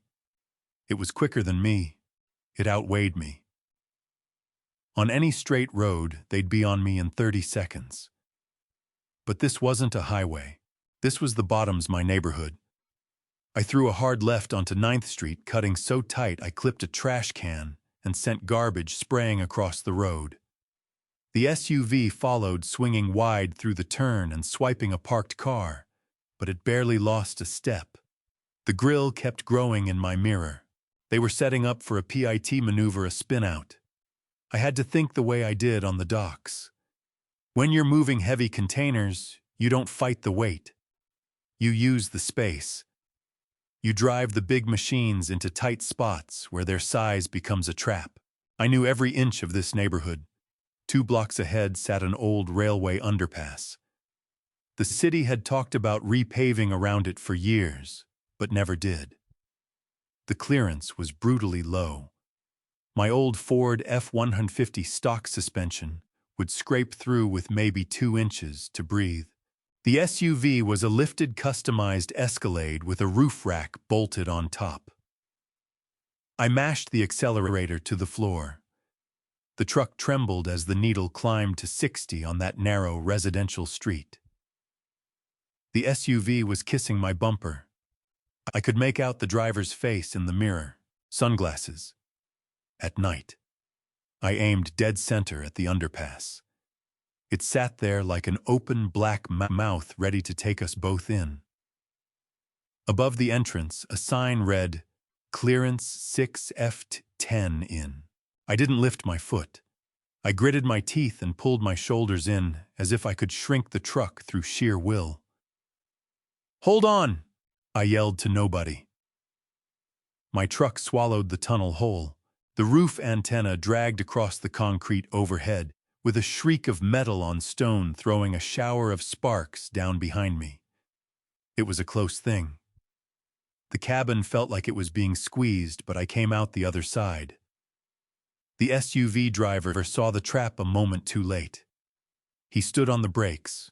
I heard the scream of locked tires. Then the crash, a hard, ugly crunch of expensive sheet metal against unmovable concrete. The roof rack caught the lip of the underpass.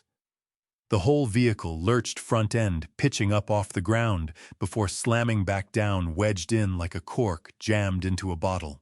In the rear view, I watched steam curl from their radiator. They weren't going anywhere. I let out a breath I hadn't realized I was holding. "Welcome to the neighborhood, boys," I said quietly.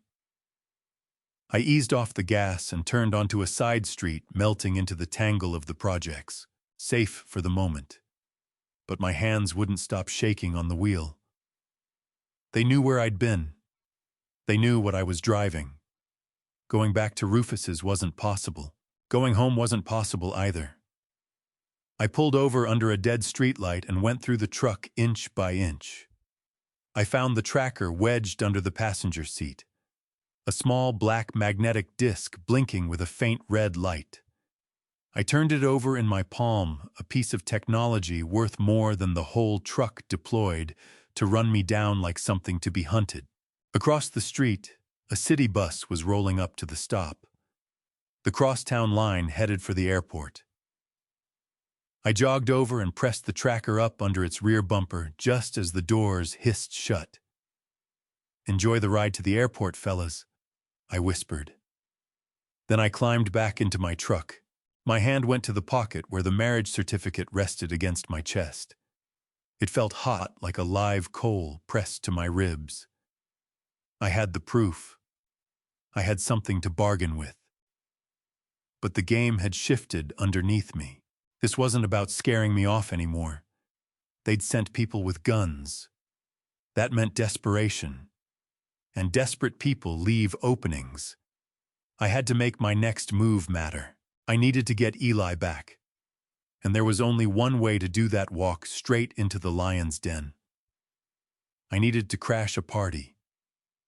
I remembered a flyer I'd clocked in the trash can at Deshawn's office, a charity gala that evening, put on by the V&M Foundation, the same foundation that had paid Kezia to disappear. Portia would be there. Deshawn would be there.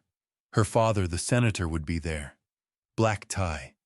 I glanced down at my grease-stained jacket and my worn-out boots. I didn't own a tuxedo, but I had something that hit harder. I had the truth. I dropped the truck into gear.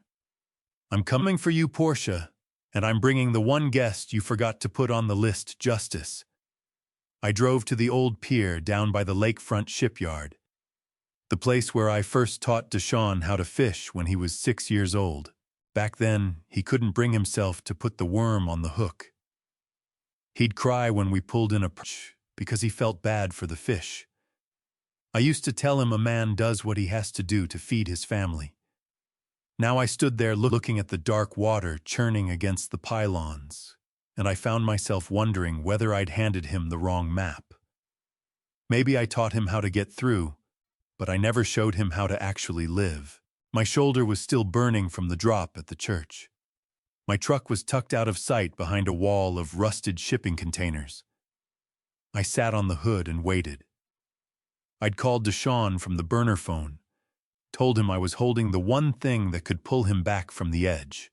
I told him to come alone. Headlights sliced through the fog. Not the black SUV, Deshawn's silver Mercedes. He parked about 50 yards off. He sat in the car a long time before the door opened. When he finally walked toward me, he looked diminished. That expensive suit hung on his frame like something borrowed. He was trembling, and it wasn't the temperature. "Dad," he said, his voice barely holding together. "You look like you've been through a war." "I am in a war, Deshawn," I said. "And so are you. The difference is I know exactly who I'm fighting." He stopped a few feet short. His eyes moved across the bruises on my face, the grease on my jacket. "Portia is losing her mind," he whispered. "She says you attacked her security team. She says you're dangerous." I reached into my pocket and brought out the certificate. It was sealed in plastic, but even under the pale wash of the shipyard security lights, it seemed to carry its own glow. "I didn't attack anyone, Deshawn. I defended myself. Same as Kezia tried to defend herself." I held the paper up between us. "You know what this is?" I asked. Deshawn squinted. He moved a step closer. Then he went still. The color drained out of his face. "Where did you get that?" he breathed. "I found it where you left it," I said. "Under the floorboards at St. Adalbert's of the Flats. Right next to the rosary beads she prayed with while you were out living your lie." Before I tell you what I was about to walk into, and what I would soon learn about the person I thought I still knew, let me ask you something. If you discovered that someone standing right beside you had been quietly working against you the whole time, would you confront them on the spot, or would you go silent and gather every piece of proof first? Deshawn stared at the ground. "I told her to burn it. She promised me she burned it." "She lied," I said, because she knew that someday she might need to shield her son from the wolves. And that day is today. I stepped up to him. I laid my hand on his shoulder. He flinched under it. He looked up at me. His eyes were glassy with tears. This document proves your marriage to Portia is a fraud. You're a bigamist, Deshawn. In the eyes of the law, Kezia was your wife right up until the moment she died. That means the prenuptial agreement has no hold on you. It means Portia cannot cut you off without putting herself in jeopardy. It means her father, the senator, cannot lay a hand on you without burning down his own legacy. I shook him gently. Your free son. Do you understand? You don't have to crawl for her anymore. We can take this to the authorities. We can lay out how you were coerced. We can get Eli back. At the sound of Eli's name, Deshawn buckled. He went down to his knees on the filthy concrete. His face dropped into his hands, and he broke open a deep, ragged sound wrenched up from somewhere hollow. The sound of a man who has been holding his breath for 5 years. I'm so sorry, Dad. He wept. I'm so sorry. I was terrified. She told me she'd put me in prison for the embezzlement. She said she'd make sure I never worked another day in my life. I crouched down beside him. I wrapped my arm around him. It felt like holding the little boy who couldn't face the worm. It's okay, Deshawn, I said. We can fix the money. We can pay back everything you took. I'll sell the house if I have to. We'll work it out. But you've got to decide right here, right now. Are you a father? Or are you a puppet? Deshawn grabbed hold of my jacket. He pressed his face against my chest. I want my son, he sobbed. I want to see Eli. I miss Kezia so much, Dad. I never stopped loving her. Portia is a monster. She treats me like hired help. Then get up, I said. Get on your feet and come with me. We're going to get Eli back. We're going to the FBI. Deshawn nodded. He dragged his sleeve across his face. He pulled in a long, slow breath. Okay, Dad. Okay. You're right. I can't do this anymore. He stood. He looked at the marriage certificate in my hand. Can I hold it? He asked. Just for a second. I studied his face. I saw the pain there. I saw the regret. I handed it over. He received it like it was holy scripture. He traced his fingers along Kezia's signature. I'm going to make this right, he whispered. A tremendous weight lifted clean off my chest. I had done it. I had saved my son. The prodigal son had come home. I need a minute, Dad, Deshawn said, steadying himself. I need to pull myself together. I can't walk into the FBI looking like this. Take all the time you need, son. I've got a bottle of water in the truck. I'll grab it for you. I turned and headed toward the shadows where the truck was tucked away. I was tired, bone deep, right to the marrow tired. But it was a good kind of tired. The kind that finds you at the end of a double shift when you know the table is covered. I reached the truck and pulled the door open. I picked up the water bottle. That was when I heard it. The sound drifted across the still water toward me. A low voice hushed, urgent, pressed thin. I froze. I did not slam the truck door. I left it hanging open. I eased back along the edge of the shipping container and held still. Deshawn was standing at pier railing, phone to his ear, not looking at the marriage certificate, looking at his watch. Yes, Portia, he whispered. I stopped breathing. Everything in my blood went to ice. I have him, Deshawn said into the phone. He's here at the old lakefront shipyard, Pier 4. A pause. Yes, I have the paper. He gave it to me. It's in my hand.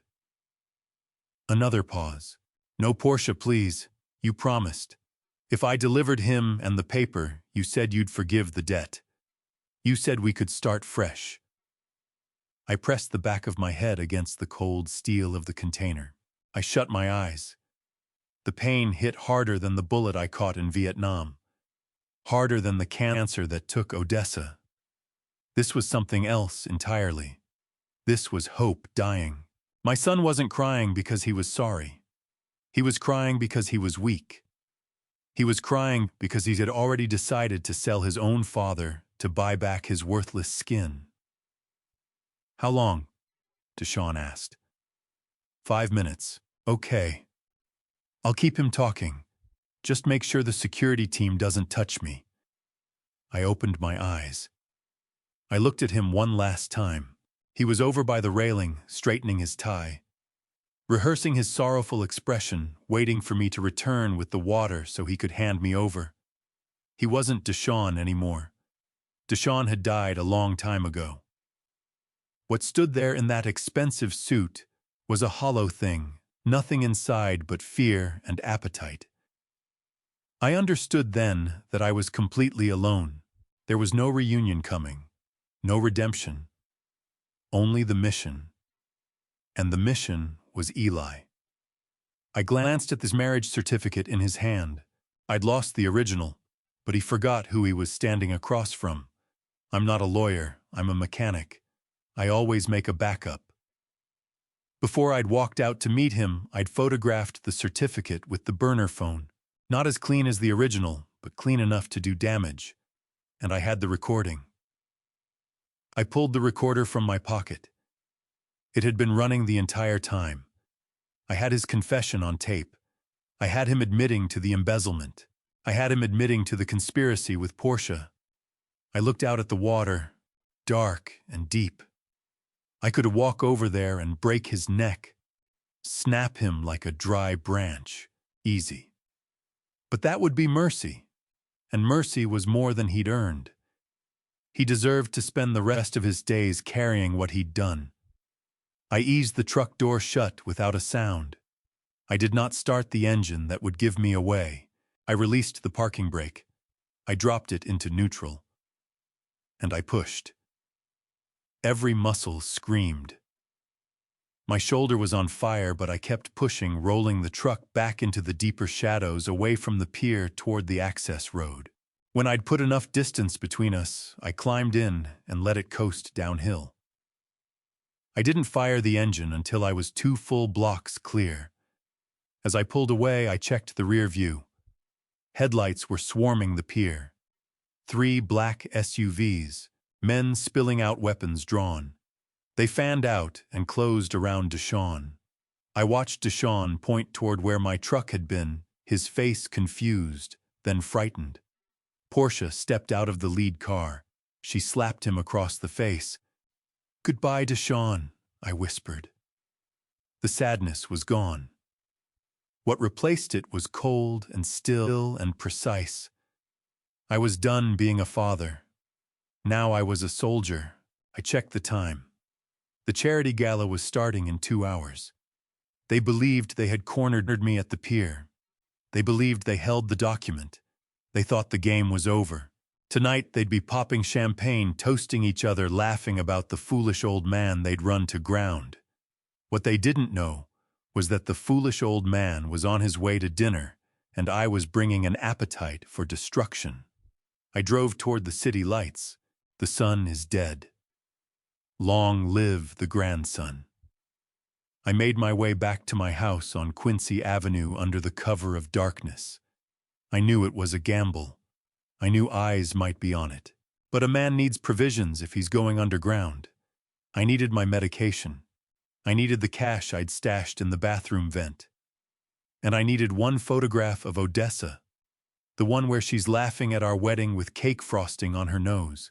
If this fight was going to be my last, I wanted to look at that face one more time. I parked 3 blocks away and cut through the backyards on foot. The neighborhood had gone quiet, the kind of quiet that presses down on you. I slipped through my back gate. The hinges complained. I froze. I held my breath and listened. Only crickets and the far-off drone of the highway. I unlocked the back door and stepped into the kitchen. The smell reached me first. The smell of home. Decades of Sunday dinners soaked into the walls. The trace of lavender soap. The ghost of the pipe tobacco I'd smoked before the doctor ordered me to stop. The smell of a life that had meant something. I moved fast. Lights stayed off. I knew every inch of that floor in the dark. I knew exactly which board in the hallway would give me away. I knew exactly where the coffee table sat. I moved through my own house like a ghost. I got the cash. I grabbed my blood pressure pills. I went to the bedroom and lifted the silver frame from the nightstand. I held it a moment, running my thumb across the glass. "I'm sorry, Odessa," I whispered. "I'm so sorry I dragged this darkness to our door." I was about to go. I was halfway to the kitchen when I heard it. Not a knock, not a footstep. The sound of glass breaking. Not one window. All of them. Smash, smash, smash. The front of the house. The living room. The dining room. Then came the sound every soldier carries in his bones, the sound that lives in nightmares. The hard inhale of air getting swallowed before the roar of ignition. They hadn't just broken the windows. They'd thrown something through them. The smell reached me instantly, gasoline sharp and chemical cutting right through everything. Then the heat arrived. It wasn't a slow creep. It was an eruption. The entire front of the house, blue-orange. The glow rippled down the hallway walls, moving faster than it had any right to. They must have soaked the porch before they threw the cocktails. "Fire!" I shouted, though no one was there to hear it. I drove toward the back door, but when I hit the kitchen, I watched a bottle spin through the air and punch through the window above the sink. It burst open on the floor. Liquid fire flung itself across every surface. The curtains caught. The wooden cabinets caught. The back exit was gone. A wall of flames stood between me and the yard. I was boxed in. Smoke was already piling into the air, thick, black, oily. It bit at my eyes and clawed down into my lungs. I dropped to the floor. Low is where the clean air lives. That is what they drove into us in basic training. Stay low. Keep moving. I crawled back toward the hallway. The heat was savage. It felt like my back was being peeled open. The fire roared like a living creature, a beast that was devouring my entire life, every memory soaked into those walls. I couldn't go forward. I couldn't go back. The basement. I kicked the cellar door open hard. I tumbled down the wooden stairs. I coughed deep, hacking, dragging black soot out of my chest. The air was cooler down here, but smoke was pressing in from above. I scrambled to the small egress window set high in the wall, too high and painted shut. I found an old hammer on my workbench. I swung it with everything left in me. The glass gave way with a crack. I cleared the jagged edges with my sleeve. I hoisted myself up. My shoulders screamed. I pushed and twisted, forcing my old body through that narrow gap. I tumbled out onto the grass along the side of the house. I kept rolling until the fence stopped me. I got to my feet, stumbling.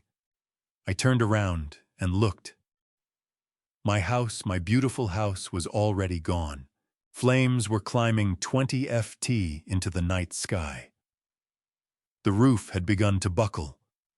The windows blew out one after the next, each one throwing a fresh cascade of sparks into the dark, like some hellish celebration. I stood there blanketed in soot, holding the picture of Odessa pressed tight to my chest. I watched the front porch cave in.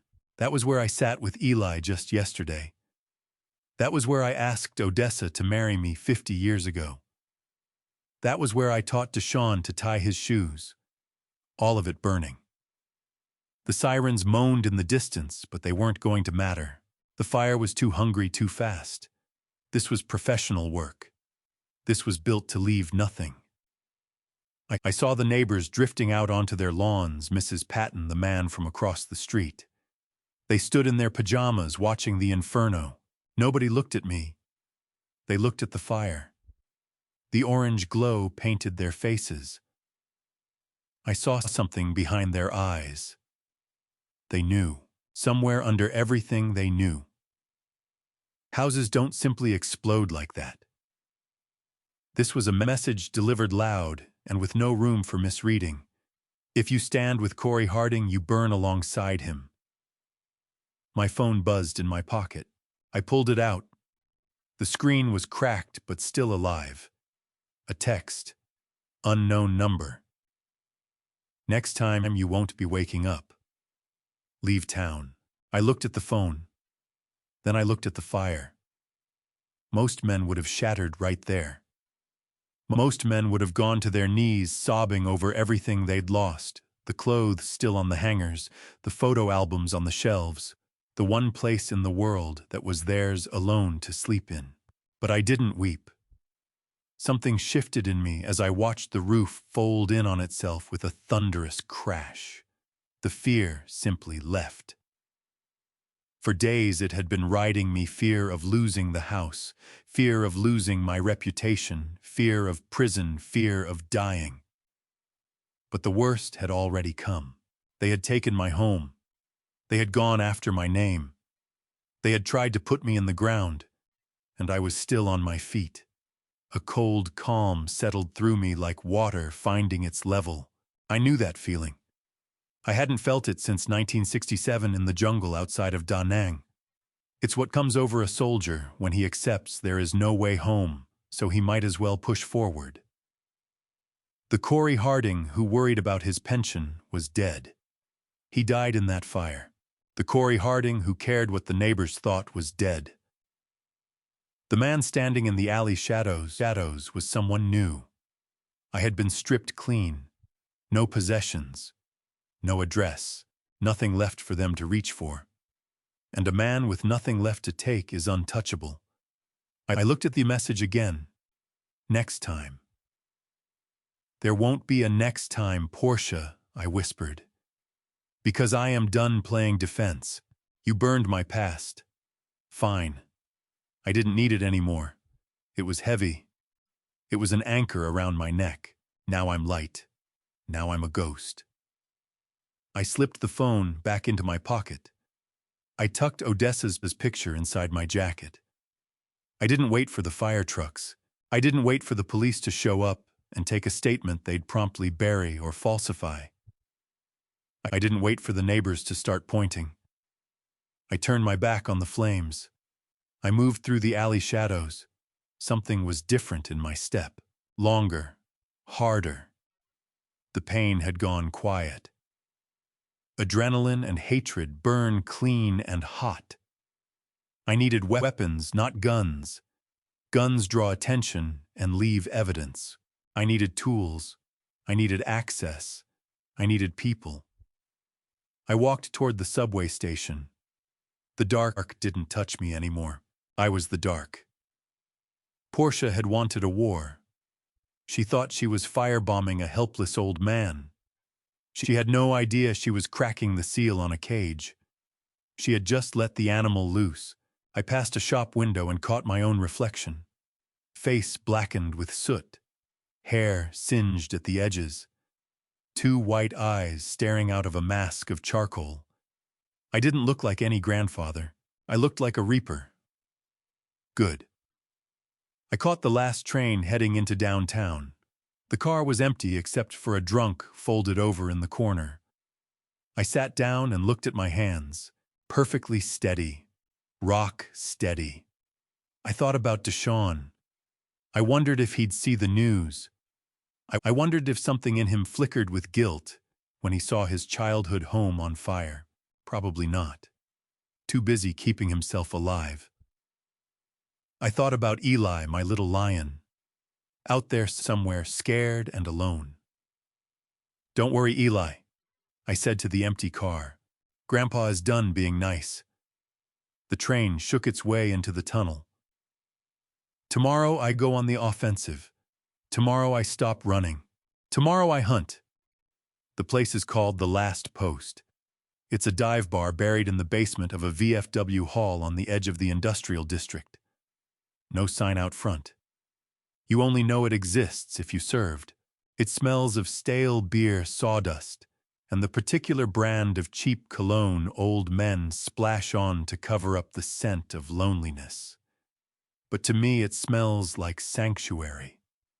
It's the one place left in this city where a man is measured by his character and nothing else.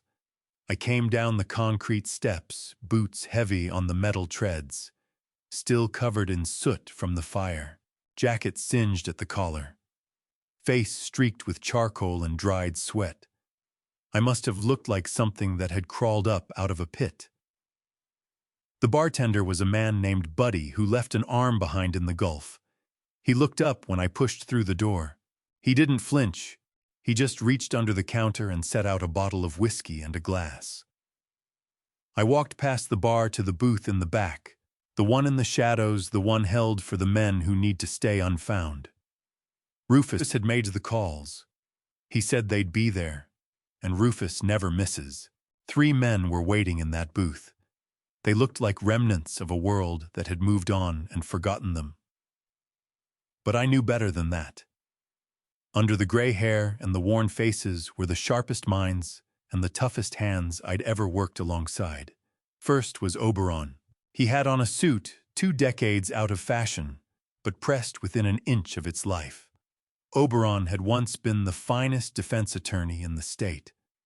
The man could convince a jury the sky was green if he needed to, but he had a fatal flaw: a conscience. 10 years back, he uncovered a judge who was taking bribes to funnel kids into private prisons. Oberon blew the lid off it. The system didn't reward him for it. The system stripped his license, ground him into the dirt, and left him driving a cab. He was drinking water, never touched alcohol, said he needed his mind sharp for the day the revolution finally arrived. Next to him was locksmith Denny.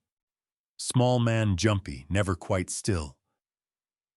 Arthritis had twisted up his knuckles, but hand him a paperclip and give him 10 seconds and he could walk through the Pentagon. He'd done 5 years in federal prison for cracking open a bank vault, not to take anything, just to prove the thing could be done. Right now, he was rearranging the salt and pepper shakers on the table, lining them up with precise, compulsive care. And then there was Big G Goliath. The man took up half the booth by himself, 6'6" and built like something poured from concrete. Big G used to run the numbers on the east side, used to break legs for a living. Then he found God and opened a soup kitchen. Hadn't thrown a punch in 15 years, but everyone who knew him understood the sleeping giant hadn't gone anywhere. He was working through a basket of peanuts, cracking the shells with a casual, terrifying ease. They all looked up as I came toward the table. "Corey," Oberon said, his voice smooth and deep as polished mahogany. "You look like you just stepped out of a chimney." "I did," I said, sliding into the open seat. "My house is gone, Oberon. They burned it down." The table went still. Denny's hands stopped moving. Big G stopped chewing. "Burned it down!" Big G rumbled. His voice came out like gravel rolling around in a drum. "With you still inside?" I nodded. "Molotov cocktails. They wanted me dead. They have my grandson. And Deshaun. Deshaun is the one who set me up." I poured a shot of whiskey but didn't bring it to my lips. Instead, I dipped my finger in it and dabbed at a cut on my cheek. The sting cut through the fog in my head. I laid it all out for them. Everything. I told them about Kezia. I told them about the bigamy. I told them about the trust fund and the millions Portia was working to protect. I told them about the secret adoption agency operating out of Switzerland. When I finished, Oberon leaned back and pressed his fingertips together. "So let me make sure I have this right," he said. "You are going up against a senator's daughter, a corrupt police force, and a legal team with unlimited resources. You have no money, no home, and you are effectively a fugitive, since they've flagged you for fraud. That about covers it, I said. And you want our help? He asked. I looked at each man in turn. I can't pay you, I said. I have $5,000 in cash, that's all I've got. But I can offer you something else. And what would that be? Denny asked, his eyes skipping around the room. A chance, I said. A chance to prove to these people that they don't just get to discard us. Look at us. The world has written us off. To them, we're just old men waiting out the clock. They took your license, Oberon. I've been reading up on the V&M Foundation. They're hosting a gala tonight. The senator is to be there. The press is going to be there. It's the social event of the season, and that, I said, is exactly where I'm going. You can't just walk in there, Oberon said, shaking his head. They'll have security. There's a guest list. You set foot on that property, and they'll have you in handcuffs for trespassing before you get a single word out. And even if you somehow make it inside, no judge will touch your evidence. Portia owns the judges. I don't need a judge, I said. I need an audience. I laid the marriage certificate on the table, the copy I'd printed at Rufus's. I'm not trying to sue them, Oberon. I want to shame them. I want to tear their reputation apart in front of everyone watching. The senator has one thing he cares about: his image. If we prove on live television that his daughter is a fraud and that her husband is a bigamist, the money dries up. The power goes with it. Oberon nodded, slow and deliberate. The court of public opinion. The one court where money can't guarantee the verdict. I like it. Oh, but getting in there is another matter entirely, Denny squeaked. The security at the Ritz-Carlton Cleveland is built for exactly this. Biometric scanners, RFID chips embedded in the invitations. That's precisely why I need you, Denny, I said. You're going to get us through the door. Denny cracked his swollen knuckles. I might still have a trick or two left. The Ritz-Carlton runs the old Honeywell system on their service elevators. I can work around that. What about the guards? Big G asked. They'll have muscle on the floor. Probably the same crew who torched your house. I looked at Big G. That's why I need you, G. I need someone watching my back. Someone who makes sure I reach that microphone. Big G studied his massive hands for a long moment. I made a promise to my pastor Corey. I told him I was done hurting people. I'm not asking you to hurt anyone, I said. I'm asking you to protect a child. They have Eli. They're going to ship him off like cargo. Big G closed his eyes. He pulled in a long, slow breath. When he opened them, there was a light behind them that hadn't been seen since the 90s. For the boy, he said. I'm in. Oberon lifted his glass of water. I suppose I can put together a few affidavits, he said. And if we're going to do this thing, we do it properly. We control the story. I still have contacts in the press, honest reporters who have no love for the senator. I can make sure the cameras are already rolling when you walk through that door. I looked around at my people, my squad. A disbarred attorney, a nervous thief, a retired enforcer, and a homeless mechanic. A broken, battered bunch by any measure. But I didn't see weakness when I looked at them.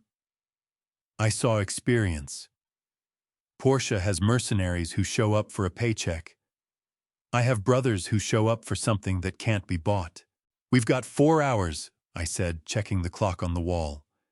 We need suits, we need gear, and we cannot waste time. Denny was already on his feet. I know a man who runs a costume shop. He owes me one. He can get us tuxedos. Big G stood the booth groaning as he rose.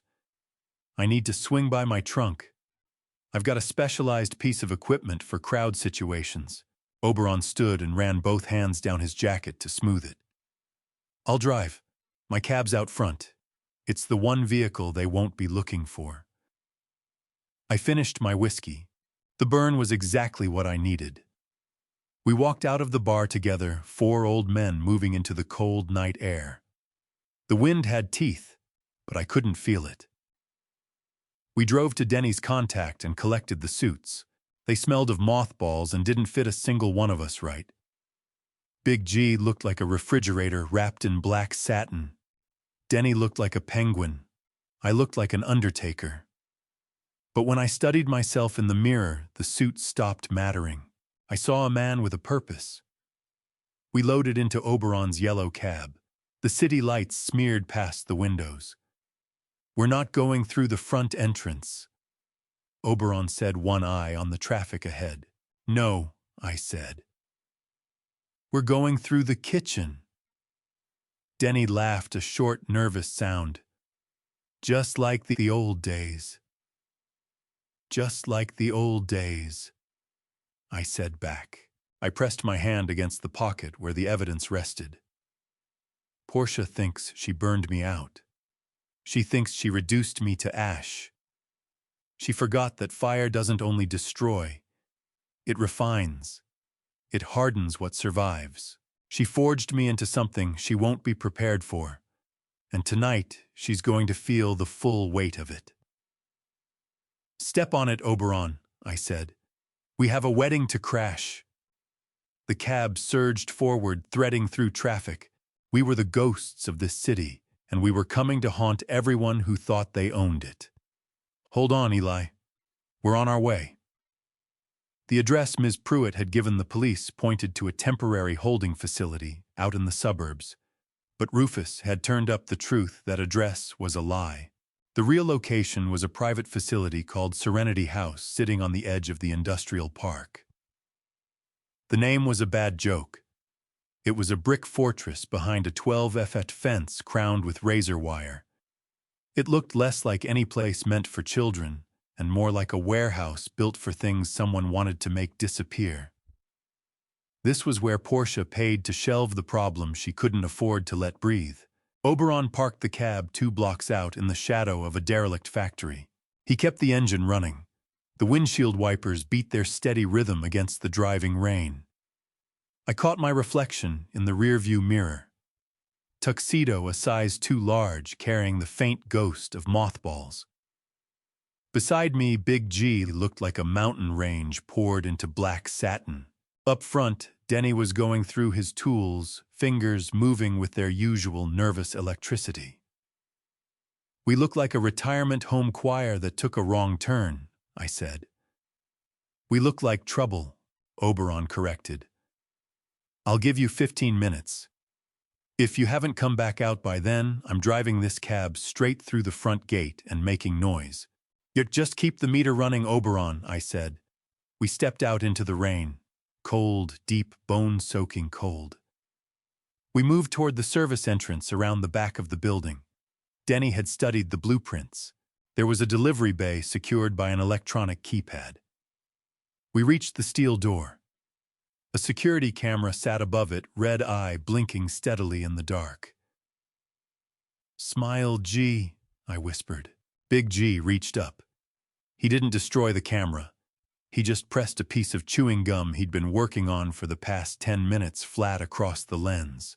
Clean and simple. Denny stepped to the keypad. He produced a small device looked like a garage door opener spliced into a tangle of wires. He clipped it to the panel. The numbers on the display scrambled and cycled. Come on, Denny, Big G rumbled.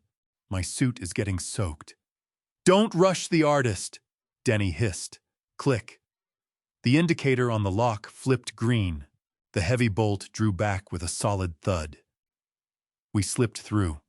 The hallway hit us with bleach and boiled cabbage, the scent of institutional misery. The lights were dialed down for the night. We kept our steps soft. My work boots squeaked on the linoleum, but Big G moved with a quietness that had no business coming from a man his size.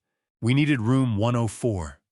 That was where the intake records showed Eli was being held. We turned a corner and stopped cold. A guard at the end of the hall, young heavy-set, bored half to death working his phone. He looked up at us. 3 soaking wet old men in tuxedos standing in a secured hallway. He blinked. He probably wondered if he'd imagined us. Hey.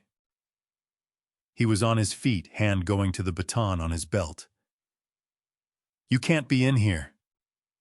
Big G moved forward. No rush. No sprint. Just that slow, deliberate advance, like watching a glacier decide to go somewhere. The guard pulled the baton. Back off, old man, or I'll... Big G's hand shot out, the size of a catcher's mitt. He wrapped his fingers around the baton, not ripping it free, just squeezing. The plastic cracked and gave in his grip. The guard's eyes went enormous. He looked at what was left of the baton, then up at Big G's face. Sleep, Big G said. His voice was low and gentle like a lullaby delivered by something enormous and ancient. He set his other hand at the base of the guard's neck and pressed a nerve cluster a move from the 70s. The guard's eyes rolled and he folded toward the floor. Big G caught him before he landed and set him carefully against the wall. Good kid, Big G said, straightening his bow tie. Just working the wrong job. We kept moving. Room 100, room 102, room 104. Heavy metal door, small reinforced window set into it. Locked from the outside. Denny didn't even reach for the electronic tool. Tension wrench a pick. 2 seconds. Click. I pushed the door open. Dark inside. A single streetlight outside threw long bars of shadow across the floor. Cold, too cold for a child to be sleeping in. Metal cot in the corner with a thin gray blanket on it. The cot was empty. My heart seized. He's not here. I breathed. The panic rose fast, clawing at the back of my throat. If they'd moved him. If they'd already shipped him out. Check the bathroom, Denny said. I stepped into the small bathroom. Nothing. Then something clicked. The closet. Back at the apartment, he'd hidden in the closet. It was where he went when the world became too much. I swept the room with my eyes. No closet, just a metal wardrobe bolted to the wall. I crossed to it. I knocked gently on the metal door. Eli, I whispered. It's Grandpa. Silence. Eli, please. I know you're frightened. I'm here and I'm taking you home. A small scratch. A sniffle. I took the handle and pulled. It wasn't locked. The door swung open. Curled up at the bottom among a heap of dirty laundry was my grandson. Knees pulled to his chest, arms wrapped around them. Still in the same pajamas, the ones with the cartoon dinosaurs on them, but filthy, now grimy with days of wear. His face was streaked with dried tears and snot. He looked up. He took in the tuxedo. He saw the bruising on my face. He saw the wet gray hair plastered flat against my forehead. Grandpa, he squeaked. I went to my knees. Arthritis be damned. Cold floor be damned. I opened my arms and pulled him in. He felt so small, so fragile against my chest. He pressed his face hard into my wet jacket and started to shake. I thought you weren't coming, he sobbed. The lady said you were gone. She said you were a bad man and you went away. The lady is a liar, Eli. I said, my voice barely holding together. I told you Grandpa always keeps his promises. I lifted him up. He wound his legs around my waist and locked his arms around my neck and held on. He was not letting go, not for anything in this world. "We have to move, Corey," Big G said from the doorway, checking his watch. "Guard shift in 4 minutes." I got to my feet with Eli in my arms. He was heavy. It was the best weight I had ever carried. I looked at my friends. Denny was grinning, all teeth, all nerves. Big G gave me a thumbs up. "Let's get the hell out of here," I said. We moved back down the hall at speed. We passed the sleeping guard who was already beginning to stir. We hit the exit. The rain was still coming down hard. We broke out into the alley and ran for the cab. Oberon had the rear door standing open before we reached the curb. We piled in. Big G took the front. Denny, Eli, and I packed into the back. "Go, Oberon, go!" I shouted. The cab's tires screamed on the wet pavement, and we shot forward. Behind us, lights were coming on inside the facility. The alarm began to sound, a distant wail that shrank as we pulled away from that place. Eli was still holding on to me. I stripped off my tuxedo jacket and wrapped it around him. "Are we going home, Grandpa?" he asked, tilting his face up to mine, those big amber eyes, Deshaun's eyes, but carrying Kezia's soul inside them. "Not yet, Eli," I said, smoothing down his hair. "We have one more stop to make." "Where are we going?" he asked. "To a party," I said. "A very fancy party, and we're going to tell everyone there a story." I found Oberon's eyes in the rearview mirror. He was already watching mine. "You have the package?" he asked. "Safe and sound," I said. "What's the ETA to the Ritz-Carlton, Cleveland?" 20 minutes if I drive like a reasonable man," Oberon said. 10 if I drive like I used to, getaway driver for the East Side gang." "Drive like a maniac, Oberon," I said. "We can't be late. The bride is waiting." The taxi surged into traffic, threading through the wet streets like a yellow bullet. I looked down at Eli. He had fallen asleep against my chest, wrung out from fear and relief in equal measure. "Sleep well, little lion," I whispered. "When you open your eyes, the world is going to look different." I checked my pocket. The marriage certificate was still there, dry inside its plastic bag. The recorder was there too. I looked at my reflection in the rain-streaked window. The suit was falling apart, but the scars held. I was tired. I was old. I was beaten up and running on fumes, but I was dangerous. Portia wanted to play games with families. She wanted to dismantle them to protect her fortune. Tonight I was going to show her what a real family actually looks like. It doesn't look like a portrait hanging in a mansion. It looks like 3 old men in ill-fitting tuxedos and a yellow cab tearing through the rain to bring a child home. "We're coming, Portia, and we're bringing the storm." The Ritz-Carlton, Cleveland blazed like a castle built from light. From the back of that racing cab, I could see the line of limousines coiling around the block, sleek black shapes crawling toward the glow like beetles heading for something sweet. These were the people who ran this city. The judges, the bankers, the politicians. Tonight they had all come together to applaud the senator and his daughter for their great generosity. The gala bore the title, "The Future of Our Children." The irony sat bitter as copper on my tongue. They were pulling in millions for disadvantaged youth, while the very woman running the show had done everything in her power to wipe my grandson from the face of the earth. Oberon eased the cab toward the delivery entrance and cut the headlights as we rolled into the alley. The rain had quit, but the pavement was wet and gleaming black. "We've got a problem," Oberon said, eyes on the service bay. 2 guards, private security." I looked. Same uniforms as the men who'd hunted me down. Portia wasn't leaving anything to chance. She'd sealed the perimeter tight. "Denny, can you get us by them?" I asked. Denny squinted through the rain-smeared glass. Not without a brawl, Corey.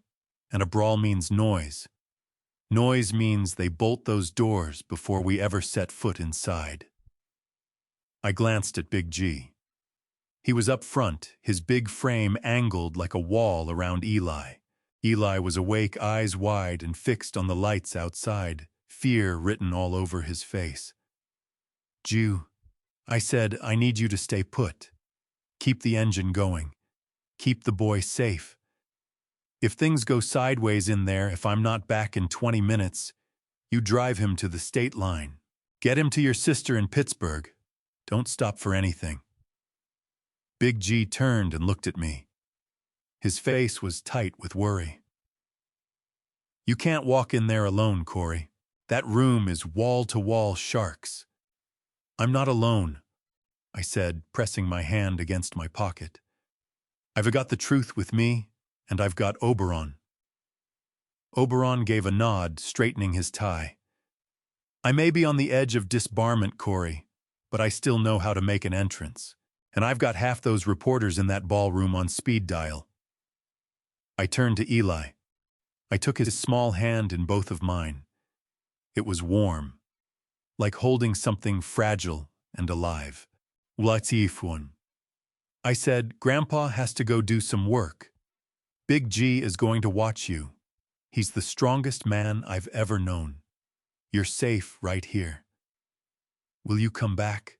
Eli whispered. I held his hand tight. "I will always come back." I pushed the door open and stepped out into the damp night. Oberon came behind me. We smoothed out our cheap tuxedos, damp and wrinkled, but in the shadow of that alley we could pass for catering staff well enough from a distance, though that wasn't our way in. We walked past the service bay toward the smoking area. A metal door was wedged open with a brick. A waiter leaned against the wall, cigarette between his lips, phone in his hand. He looked up when he heard us, two old men in tuxedos. He probably figured we were guests who'd wandered away from the bathroom or needed fresh air. "Evening, gentlemen," he said, tapping ash off his cigarette. "Main entrance is around front." "I know," I said, moving past him without breaking stride. We just stepped out for a breath. Speeches are about to start." He moved aside. "That's the confidence trick. Carry yourself like you belong there and most people won't think to question it. I learned that in the army. Walk tall even when you're headed straight into hell." We stepped into the kitchen. It was pure controlled chaos, chefs barking orders, pans crashing, oil hissing on hot burners. Steam hung thick in the air. A stream of waiters moved in every direction, silver trays stacked with lobster and steak balanced on their palms. Nobody gave us a second look. We were just two more bodies in the way. We threaded through the madness, sidestepping tray carriers and line cooks. At the far end of the kitchen stood a pair of double doors. The ballroom was on the other side. I stopped. I pulled out my phone. 8:55 p.m. The program had Portia speaking at 9:00. I opened the email draft Rufus had helped me put together earlier. The subject line was direct. Criminal evidence. The V&M Foundation fraud and murder investigation. The attachments were all there. The audio of Portia threatening me. The financial records of the payments to Kezia. The rejected divorce filing that proved the bigamy and the video Kezia recorded before she died. I'd addressed it to every major outlet in the city, the Times, the Tribune, the TV stations, and thrown in the FBI field office and the state attorney general for good measure. I looked at Oberon. "Ready?" I asked. He had his phone out too. He'd already texted his contact at Channel 5, told him to keep that camera rolling no matter what went down. "Set the timer," I said. I scheduled the email to send at 9:05 p.m., 5 minutes into her speech, right as she'd be up there preaching about honesty and family values. A modern weapon. No gunpowder, just data. But it was going to tear a hole in their world that no amount of money could patch. I pocketed the phone. Let's go, I said. We pushed through those double doors. The shift was jarring. One step took us from the heat and noise of the kitchen into chilled air and soft, drifting classical music. The ballroom was enormous. Crystal chandeliers hung overhead like frozen fireworks. White linen draped every table. Expensive flowers everywhere. Hundreds of people filled the room. Men in black tie. Women wearing diamonds that probably cost more than everything I'd ever owned put together. They sipped champagne and traded polished, hollow laughs. Oberon and I stood in the shadows at the back. Nobody turned to look. We were just two more old men in a sea of suits. I scanned the room. At the head table sat the senator, laughing loudly, a glass of wine in his hand, face flushed and satisfied. Beside him sat Deshawn. My son looked rough. Even from across that room, I could make out the bruising on his face, either from the security crew after I slipped away from the lakefront shipyard, or maybe Portia's own doing. He sat staring at his plate, not speaking, not moving. He looked like a man attending his own funeral. And then there was Portia. She was at the podium, adjusting the microphone. She looked stunning. A silver gown that caught and scattered the light with every small movement. Hair immaculate. Smile locked in place. She looked like something holy, and that was precisely what made her lethal. The devil doesn't show up with horns. He shows up with a smile and a charitable foundation. She tapped the mic. The room hushed. The music faded out. "Good evening, everyone," Portia said. Her voice was smooth, warm as honey poured slow. "Thank you all for being here. Tonight is a celebration of love, a celebration of family, and above all, a celebration of the future." Applause moved through the crowd like a wave. I felt Oberon nudge my arm. He pointed toward the front, a camera crew, red light burning. "Live feed. Perfect," Portia went on. "When I look around this room, I see generosity. I see people who genuinely care about those less fortunate. My father used to say that those who are given much is expected in return. That is why we built the V&M Foundation, for the children who have been forgotten, the ones without a voice." The rage built in my chest, hot and cutting. She was up there speaking about voiceless children, while my grandson had been locked away like he was nothing.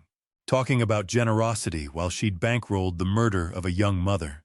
I checked my watch. 9:02 p.m., 3 minutes. I began to move, not running, walking down the side aisle, hugging the shadows. Oberon held his position, ready to signal the press. Portia was hitting her stride now. "We have raised $5 million tonight," she announced. $5 million toward building orphanages and schools. We are creating safe havens, places where children can feel loved and protected. I was closing in, 20 feet from the stage. A security guard near the stairs caught sight of me. His brow creased.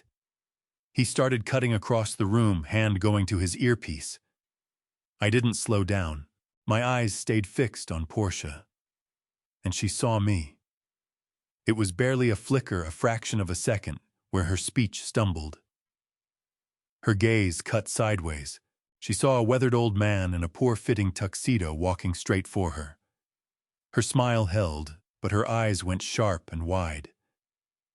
She found the guard and gave the smallest, almost invisible nod. "Remove him." The guard was on me in seconds. "Sir, you need to step back," he growled, seizing my arm. I didn't struggle. I didn't need the microphone. I only needed to be heard. I shook his grip just long enough to pull a full breath and raise my voice. "Ask her about Eli," I shouted. Hoarse, but it rang through that silent room.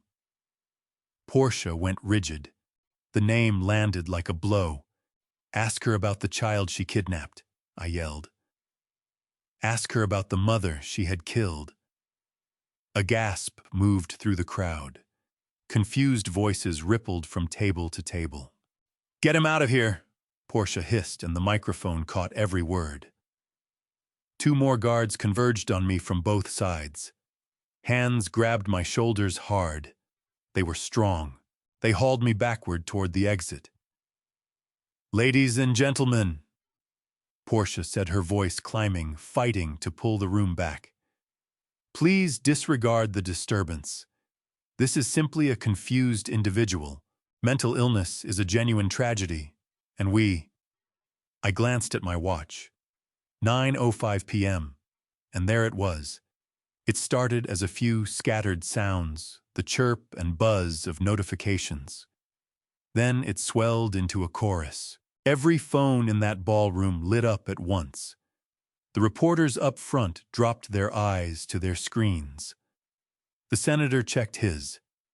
The guests checked theirs. I watched the face of the Channel 5 reporter change completely. He stared at his screen, then looked up at Portia with something between shock and disbelief. He leaned over and murmured to his cameraman. The camera pivoted away from the podium and swung directly onto me. "What is going on?" Portia demanded. Her composure was fracturing at the edges. She looked toward Deshawn. Deshawn had his phone in his hand, face drained white. The senator pushed to his feet. He was reading the email. His hands trembled. He looked across at his daughter with an expression caught somewhere between horror and fury. "Let him go!" the senator barked at the guards holding me. They hesitated, eyes moving from Portia to the senator. The senator was the one who signed their checks. They released me. I stood alone in the middle of that aisle. I tugged my jacket straight. I didn't need a microphone anymore. The quiet in that room had weight. You could have heard a pin kiss the floor. "Portia," I said. My voice had gone calm. "You wanted to talk about family. You wanted to talk about the truth." I pointed to the enormous screen behind her, where the Foundation's logo still glowed. "Then let's show them the real family video." Oberon had handled his end. He'd passed the link to the tech booth. The kid running it, bored, underpaid, and delighted by a scandal, had clicked play. The screen flickered. The logo blinked out. And there was Kezia. Her face 20 feet tall, filling the room. She was crying. She was terrified. "He has Deshawn's eyes," she whispered, and every person in that ballroom heard it. Then Kezia's voice continued on screen.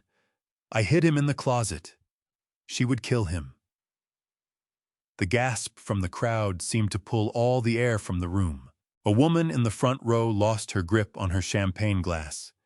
It hit the floor and shattered. Portia stood frozen at the podium.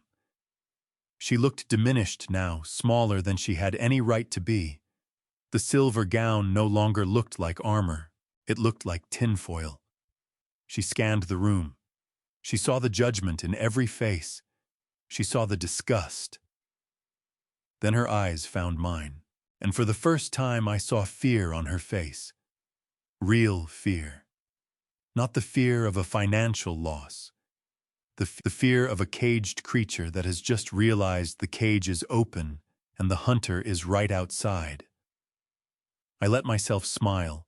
"Happy birthday, Portia," I whispered. The trap had closed. The press was feeding, and the FBI was already on its way. I looked over at Deshawn. He was still in his chair. He hadn't moved, hadn't tried to intervene. He met my eyes and gave the smallest, barely there nod. I thought it was over, but a cornered animal will always bite, and Portia was not finished. Her hand went into her purse beneath the podium. I caught the glint of metal. "Gun!" I shouted, throwing myself behind a table. The ballroom exploded into panic. But let me take you back just a few minutes to when I first stepped through those doors. The ballroom was a sea of black ties and glittering diamonds. The air carried expensive perfume and the smell of roasting meat, the scent of money, the scent of power. And there I stood at the entrance in a tuxedo that smelled of mothballs and rain. I felt the weight of 500 pairs of eyes settle on me. They took in my scuffed work boots. They saw the soot still smeared behind my ears from the fire. They clocked the bruising across my face. To every person in that room, I was a stain on their perfect white tablecloth. A disruption. An error in an otherwise flawless evening. 2 security guards moved to block my path, not the mercenaries from the alley, but hotel staff, big men in fitted suits with earpieces. They looked at me with that particular blend of pity and irritation that people save for someone they've already written off. "Sir," one of them said, planting a thick arm across my way. "This is a private event. You'll need to leave right now." I didn't retreat. I didn't drop my gaze. I held my ground. "I am family," I said. My voice was rough from the smoke, but it didn't waver. The guard let out a slow sigh. "Sir, please don't make this difficult. Come quietly, or we'll have to escort you out."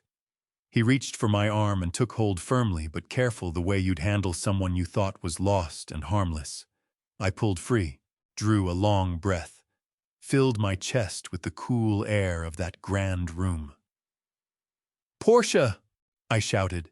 The name cut through the polite murmur like a shot fired in a library. The string quartet stopped mid-phrase. The silverware went quiet. 500 heads turned toward the stage. "Portia," I called again.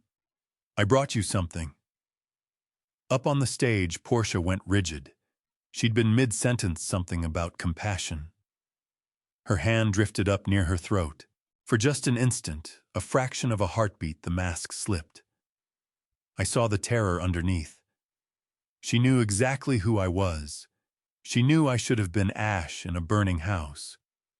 But Portia is a predator, and predators don't panic, they pivot. She saw the crowd watching. She saw the confusion on the senator's face. She saw the news cameras zooming in. Panic would look like guilt. Having me dragged out screaming would hand her a scene she couldn't manage, so she did the only thing left to her. She smiled. A brilliant, full-beam smile, all teeth, no warmth, nothing behind the eyes. She stepped away from the podium and moved to the lip of the stage. She picked up a handheld microphone. "Oh my goodness," she said, her voice soaked in counterfeit concern. "It's Cornelius." She turned to face the room. "Ladies and gentlemen, please forgive the interruption. This is my father-in-law, poor dear Cornelius." She waved toward the guards. "Let him go. Let him through. He's not a threat. He's just a little turned around." The guards stepped back uncertain. Portia's eyes found mine. "Come here, Cornelius," she called, gesturing as you would to a dog. "Come on up to the stage. We're all family here." I saw exactly what she was doing. It was a sharp move. By pulling me up there herself, she seized the story. She would cast me as the addled, grieving old man.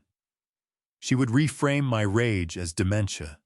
She'd embrace me, pat my arm, and have me carted off to some institution while the crowd nodded with sympathy.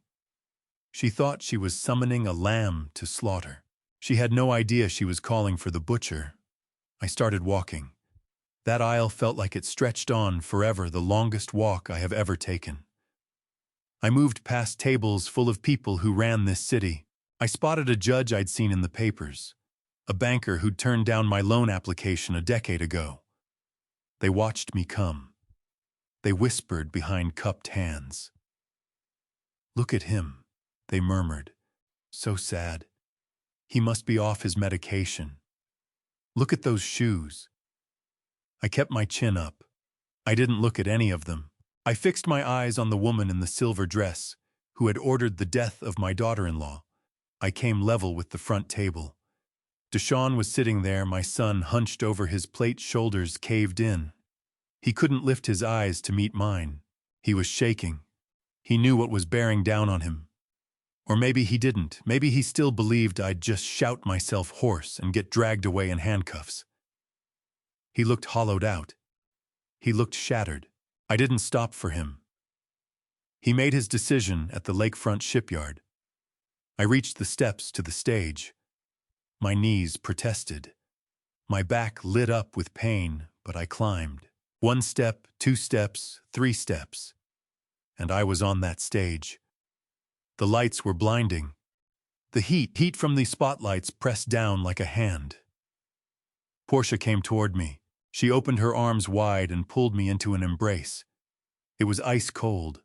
Her body was rigid. She carried the smell of expensive champagne and something darker underneath.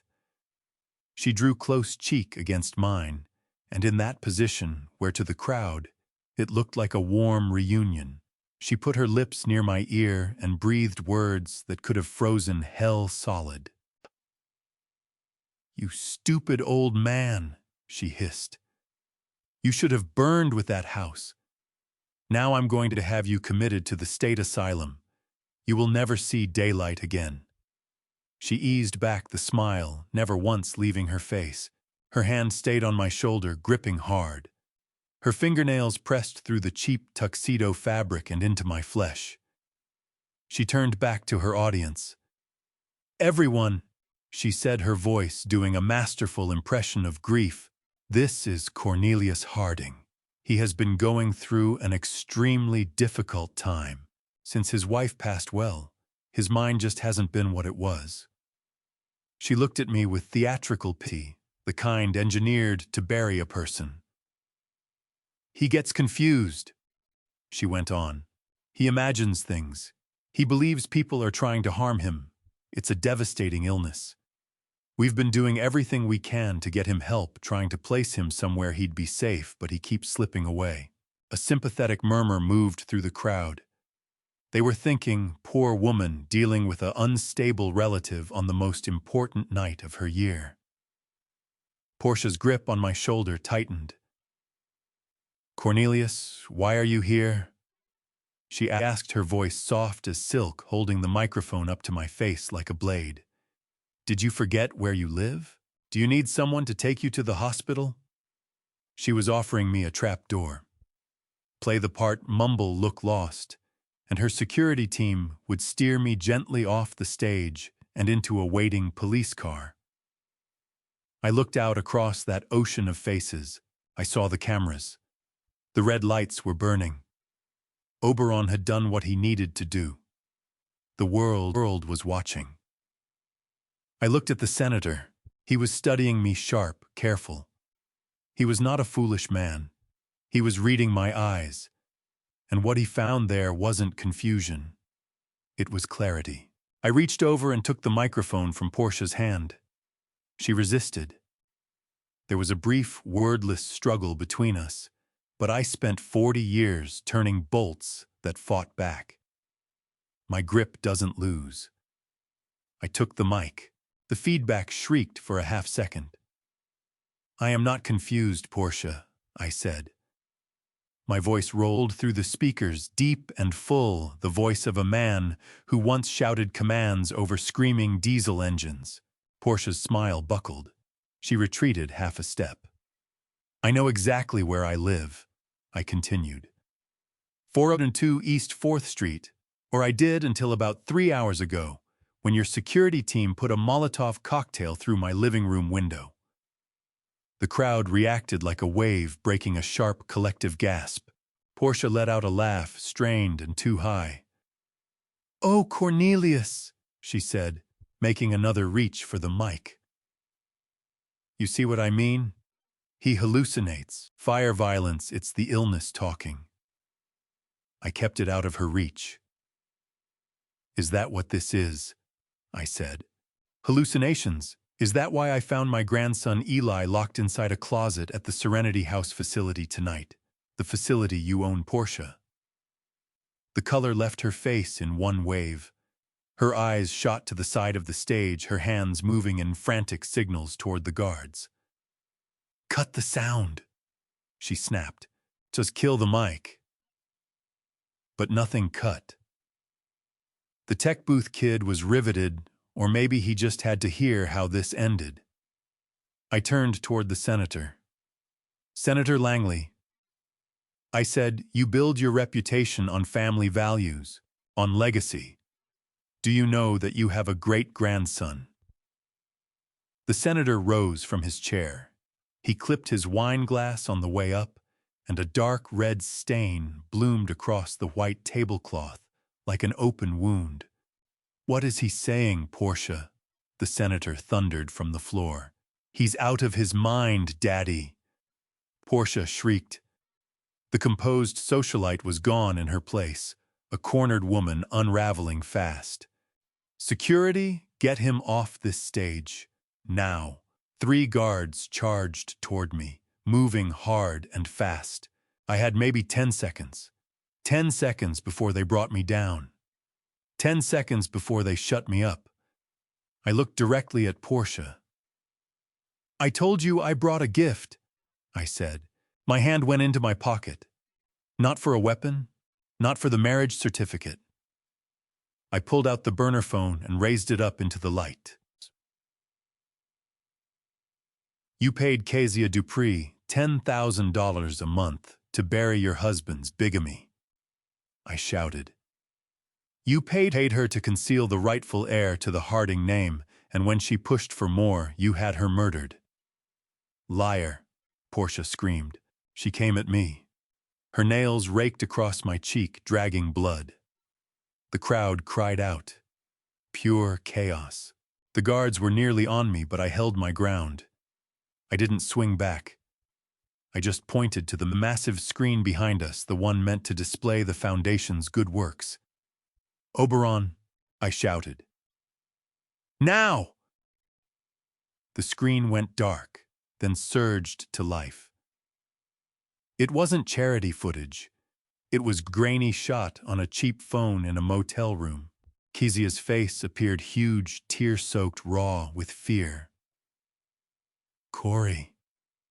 Her voice whispered through the ballroom's massive speakers, bouncing off the crystal chandeliers overhead. "If you're watching this, it means I'm dead." The guards stopped cold. Every person in that room froze. Portia turned slowly to face the screen. She looked like a woman turned to stone. "She threatened to kill him," the voice carried on. "Portia said that if I ever told anyone I was Deshawn's legal wife, she would kill Eli." The room fell into absolute silence. The silence of a sealed tomb. I looked at the senator. He was clutching his chest. He looked like the ground had dropped out from under him. I looked at Deshawn. His forehead was against the table. He was weeping. I looked at Portia. She stood there, eyes fixed on the screen. Her mouth hung open. There was no angle left to play, no story she could build around this. And then her own voice followed the recording I'd made in her office. "To sign the papers, Cornelius, or you will die in prison." It played loud enough to fill the room corner to corner. I looked at the camera crew. They were zoomed tight on Portia's face. I let the microphone drop to my side. "Happy anniversary, Portia," I said quietly. The spell snapped. The room came apart, voices erupting everywhere, the senator roaring, police sirens rising outside. Portia's eyes found mine black with pure hatred. "You destroyed everything," she screamed. Her hand plunged into her purse. I caught the gleam of metal. This wasn't a phone. It wasn't a compact. It was the small, ivory-handled pistol. "Gun!" I shouted. I threw myself behind the podium as the first shot cracked the air. A gunshot inside a ballroom is nothing like the movies. It's a thunderclap. The sound doubles and triples off marble floors and crystal, amplifying into something that stops time itself. The bullet tore through the wooden face of the podium inches from my head, sending splinters spraying into my hair. I pressed flat against the stage floor, cheek against the cold hardwood. I could smell the dust of the carpet and the sharp, metallic bite of gunpowder. The crowd erupted in screams. 500 of this city's most powerful people scrambled and dove under tables, over chairs, knocking wine glasses sideways, so the red spill looked too much like blood. Portia stood over me. Her chest heaved beneath the silver gown. Her breath came in hard, ragged pulls. She held the small, ivory-handled pistol in both hands, but her grip trembled. She aimed it straight down at me. Her eyes were wide and unhinged. She had stepped across a line she could never come back from. She wasn't just a manipulator anymore. She was a shooter in front of a live camera. "Stay down!" she screamed, voice cracking apart. "Stay down, or I swear to God I will finish what I started." I stared up at the barrel. I didn't move. I didn't beg, because I knew something she didn't. Behind her, the massive screen that stretched across the full rear wall of the stage was no longer dark. Oberon had made his move. The screen blazed to life, a blinding white that threw Portia's silhouette into sharp relief against the light. She flinched her head, turning slightly pulled by the sudden brightness. And then the sound filled the room. It wasn't the gala's soft classical music. It wasn't some charity narrator's measured voice. It was a woman crying, deep, wrenching sobs that rolled through the speaker system and pressed into every corner of the ballroom. Portia went still. The gun wavered. She turned slowly toward the screen. The footage was grainy, shaky, handheld shot on a cheap phone, but the face was unmistakable. It was Kezia. She looked terrified. Her eyes were swollen from crying. She was perched on the edge of a motel bed, the same bed where they later found her body. "So my name is Kezia Dupree," the voice on screen said. It shook, but every word came through clean. "If you are watching this, then I am dead. And if I am dead, it is because of her." Portia made a sound that was somewhere between a gasp and a shriek. "No," she screamed. "Turn it off. Someone turn it off." She swung the gun toward the tech booth at the back of the room. "Kill the feed!" she screamed, but the tech booth was empty. Oberon had taken care of that, or the technicians had simply fled when the shooting started. The video kept playing. Kezia lifted a piece of paper toward the camera. She told me that if I ever tried to claim my rights as Deshawn's wife, she would kill my son, Kezia said. Tears tracked down her face on that giant screen. She said she has men watching us. She said accidents happen to little boys all the time. Every voice in the ballroom had gone quiet. The screaming had died away. Guests were surfacing from beneath the tables. Waitstaff stood frozen in place. Every eye in the room was locked on that screen. Portia stood there paralyzed. She couldn't put a bullet in a projection. She couldn't kill a ghost. Then the image shifted. A document filled the screen, high resolution, sharp as print. The marriage certificate. The camera pushed in on the date. October 12, 2012, then it cut to a split screen. Left side, the marriage certificate between Deshawn and Kezia. Right side, the wedding photograph of Deshawn and Portia dated 3 years later. The voice of a news anchor, the one Oberon had reached out to, broke over the audio system. Breaking news. Evidence indicates that Deshawn Harding committed bigamy. His marriage to Portia Langley is legally void. The crowd's reaction was a single collective intake of breath that seemed to hollow out the room. I looked at the senator. He was on his feet near the front table. His face had gone deep red with fury. His eyes moved from the screen to his daughter and back. He grasped it immediately. The trust fund, the morality clause, the billions of dollars, all of it gone. A legacy built on top of a lie. But we weren't finished. The screen went dark again. Then came the audio. Recorded just yesterday. Crystal clear. the recording from the watch I'd worn inside Deshawn's office. "Sign the papers, Cornelius." Portia's voice curled through the speakers like smoke. "Or you will die in prison." Then another clip. The call I'd captured when Deshawn turned on me at the lakefront shipyard. "I have the security team ready," Portia's voice said, flat and cold. "Burn the house. Make sure the old man is inside. I want him gone." The word "gone" hung in the air and bounced around the room. Portia let the gun drop. It hit the stage floor with a dull, hollow clatter. She stared at her own hands. She stared at the crowd. She was searching for an ally, for anyone who might step forward. She looked at Deshawn. Deshawn was at the table with his face buried in his hands, shoulders shaking, sobbing into the tablecloth. He was broken. He had nothing left to give her.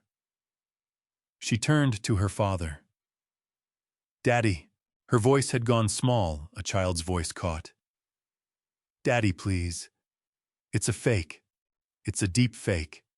They manufactured all of it." The senator walked to the stage. He moved heavily like a man carrying something that had no weight before and now weighed everything. He looked like he'd aged 20 years in 20 seconds. He stopped at the foot of the stairs and looked up at his daughter. He didn't climb. He didn't reach for her. He looked across at me instead. I pulled myself up off the floor. I brushed off the tuxedo. I left the gun where it lay. I didn't need it. I met the senator's eyes. "Your daughter tried to burn me alive tonight," I said. My voice was level, because I was trying to protect my grandson. The senator shut his eyes. He took a long, slow breath. Then he looked at Portia. "You are finished," he said. His voice was quiet, but in that silence the whole room heard every word. "Daddy," Portia pleaded, her hand stretching toward him. "Do not call me that." The senator erupted. The fury in his voice cracked right through. "You are not my daughter. You are a monster. You lied to me. You stole from the foundation. And you tried to murder a child." He turned his back on her. "I have no daughter," he said to the room. Portia screamed, not from fear, from rage, pure blazing rage. She had lost. The money, the status, the family name, all of it dissolving like sugar dropped in boiling water. Her eyes found mine wild and burning. "I should have killed you," she hissed and lunged for the gun on the floor. But she wasn't fast enough. From the wing of the stage, a massive shape stepped out of the shadows. Big G, he had come in through the back exactly as I'd asked. He moved onto the stage at a speed that a man his size had no business reaching. He planted one enormous foot on top of the gun, just as Portia's fingers arrived. She looked up at him, the fight going out of her face. "I wouldn't do that, ma'am," Big G said low and even. Then the rear doors of the ballroom exploded open. FBI, nobody move. Dozens of agents in tactical gear flooded the room, weapons drawn. Local police were with them, but the federal agents were running the show. They had received the email. They had heard the evidence. Portia got to her feet. She looked around the room. She was surrounded on every side. She looked to her guests, her inner circle, her social world. They stared back at her with open revulsion. A woman in a diamond necklace turned her face away. A man who had been toasting her 10 minutes earlier was filming her on his phone. The facade was finished. The angel in the silver dress had been revealed as something else entirely. 2 agents mounted the stage. They took Portia by the arms. "Get your hands off me," she screamed, kicking and spitting. "Do you have any idea who I am?" "My father is a senator." "Not anymore," the senator said from the floor. He was speaking to an agent. "Take her. I will cooperate fully. I want everything brought into the open." The agents put her in handcuffs. They pulled her toward the stairs. She came level with me. She stopped struggling for just a moment. She looked me straight in the eye. "You are nothing," she spat. "You are just a dirty old mechanic." I looked back at her. There was no anger left in me, only pity. "I am a grandfather," I said, "and that is something you will never understand." They took her away, screaming threats, screaming for lawyers, screaming for mercy. Then the agents moved toward Deshaun. He didn't resist. He stood and held both wrists out. He looked at me as they put the cuffs on. "Take care of Eli, Dad," he whispered. I said nothing. I gave him a single nod. It was the only forgiveness I had left to offer. The room hummed with chaos, reporters shouting questions, camera flashes strobing the air. I blocked all of it out. I looked toward the back of the room near the kitchen entrance. Oberon was there, leaning against a pillar, smiling. Denny stood beside him, giving me a shaky wave. And between them, gripping Oberon's hand, was a small boy in dirty pajamas, wearing an oversized tuxedo jacket. Eli. He had watched it all. He had seen the bad woman taken away. He had seen the truth come out. I came down the stairs. The crowd opened up in front of me. The looks had changed, no more pity, no more contempt. They looked at me with something that might have been respect, something that might have been awe. I walked straight to Eli. I dropped to one knee. "Is the bad lady gone, Grandpa?" he asked. "Yes, Eli," I said, folding him into my arms. "She's gone. She can never hurt you again." He pressed his face into my neck. "Can we go home now?" he asked.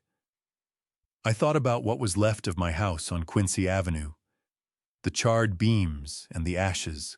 But I looked at my friends. I looked at the boy I was holding.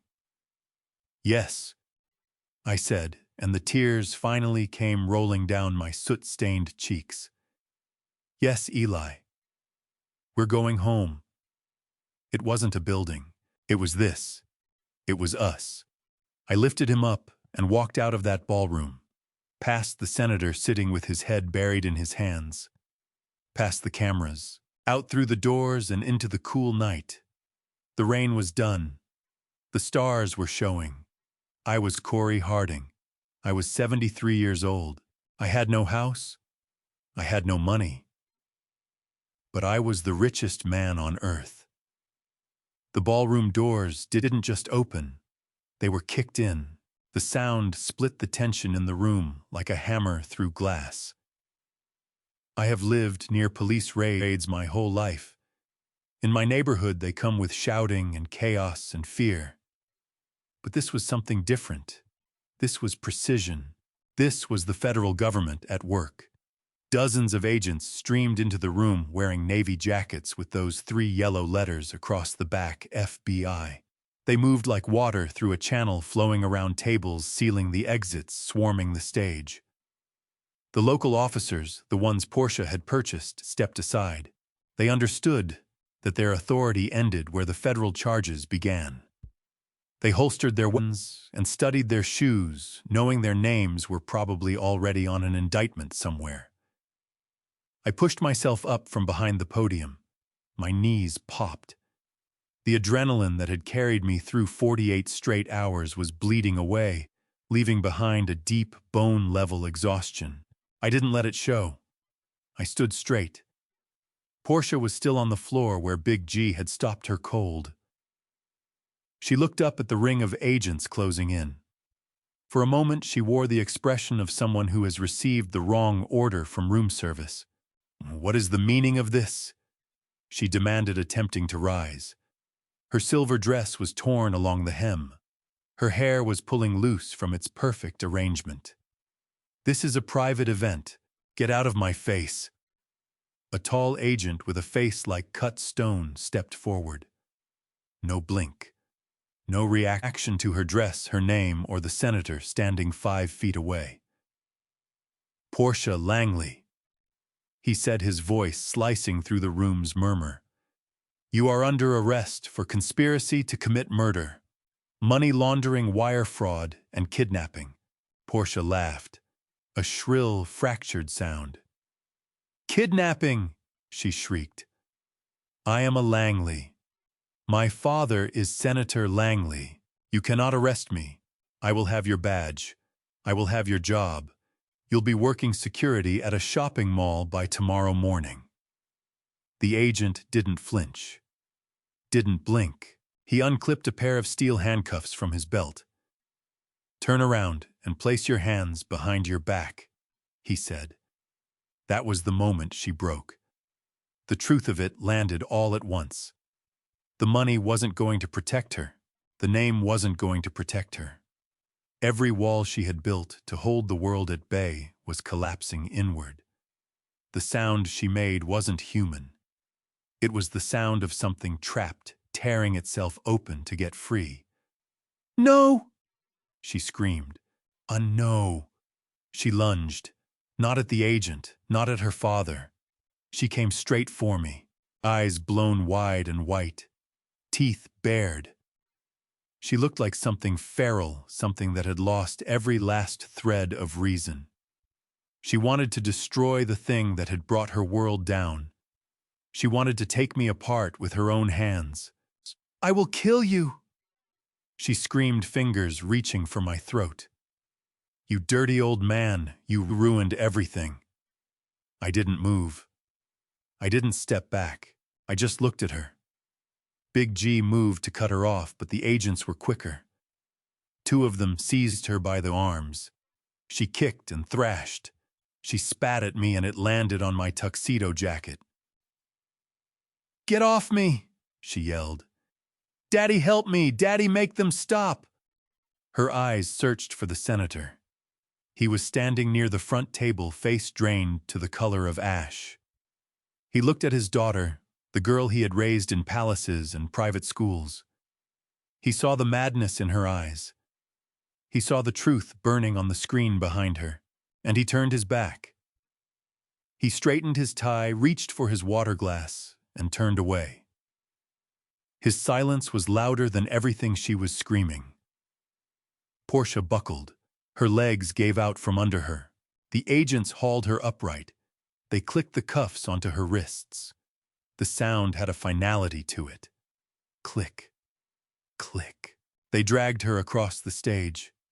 She was sobbing now, ugly heaving sobs that shook her whole frame. You are nothing, she screamed back at me as they pulled her down the stairs. You are garbage, Cornelius. You will burn for this. I watched her go. What I felt was not anger, not joy, just the quiet satisfaction of a mechanic who has finally worked a ruined, corroded part, free the kind that's been poisoning the whole machine. Then the agents moved their attention to the table. To Deshawn. My son had not moved. He sat in his chair, hands resting flat on the white tablecloth. He was staring at the centerpiece, a vase full of white lilies. He might have been carved from stone. An agent stepped toward him. Deshawn Harding, stand up. Deshawn blinked. He rose slowly the way a man rises when every joint aches and every movement costs something. He held out his wrists. He knew. He knew it was finished. He didn't look at the agent. He didn't look toward the doors where his wife was being dragged away. He looked at me. Across that ballroom, our eyes found each other. I saw the boy I used to carry on my shoulders. I saw the teenager I taught to drive on an empty lot on a Sunday morning. I saw the young man who walked across a graduation stage with fire in his eyes. And I saw the man who stood by and let a woman murder his wife. Dad, he whispered. His voice was barely a breath. I read it on his lips more than heard it. Dad, please. He took a step toward me. The agent gripped his shoulder, but Deshawn didn't register it. He looked at me with desperate, drowning eyes. I didn't know, Dad. I didn't know she would push it this far. You have to tell them. You have to tell them I was scared. I can turn state's witness. I can help. Please, Dad, do something. The whole room was watching, cameras zooming in. This was the moment, father and son.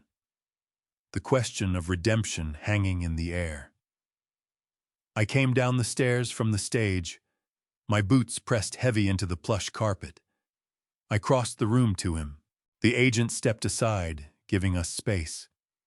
He understood the grief of a father, even when that father's son had to be arrested. I stood in front of Deshawn, close enough to smell the fear on him, close enough to see the tears cutting through the expensive foundation Portia had made him wear for the cameras. Then you knew, Deshawn, I said, keeping my voice low. You knew all of it. You knew when you signed the papers.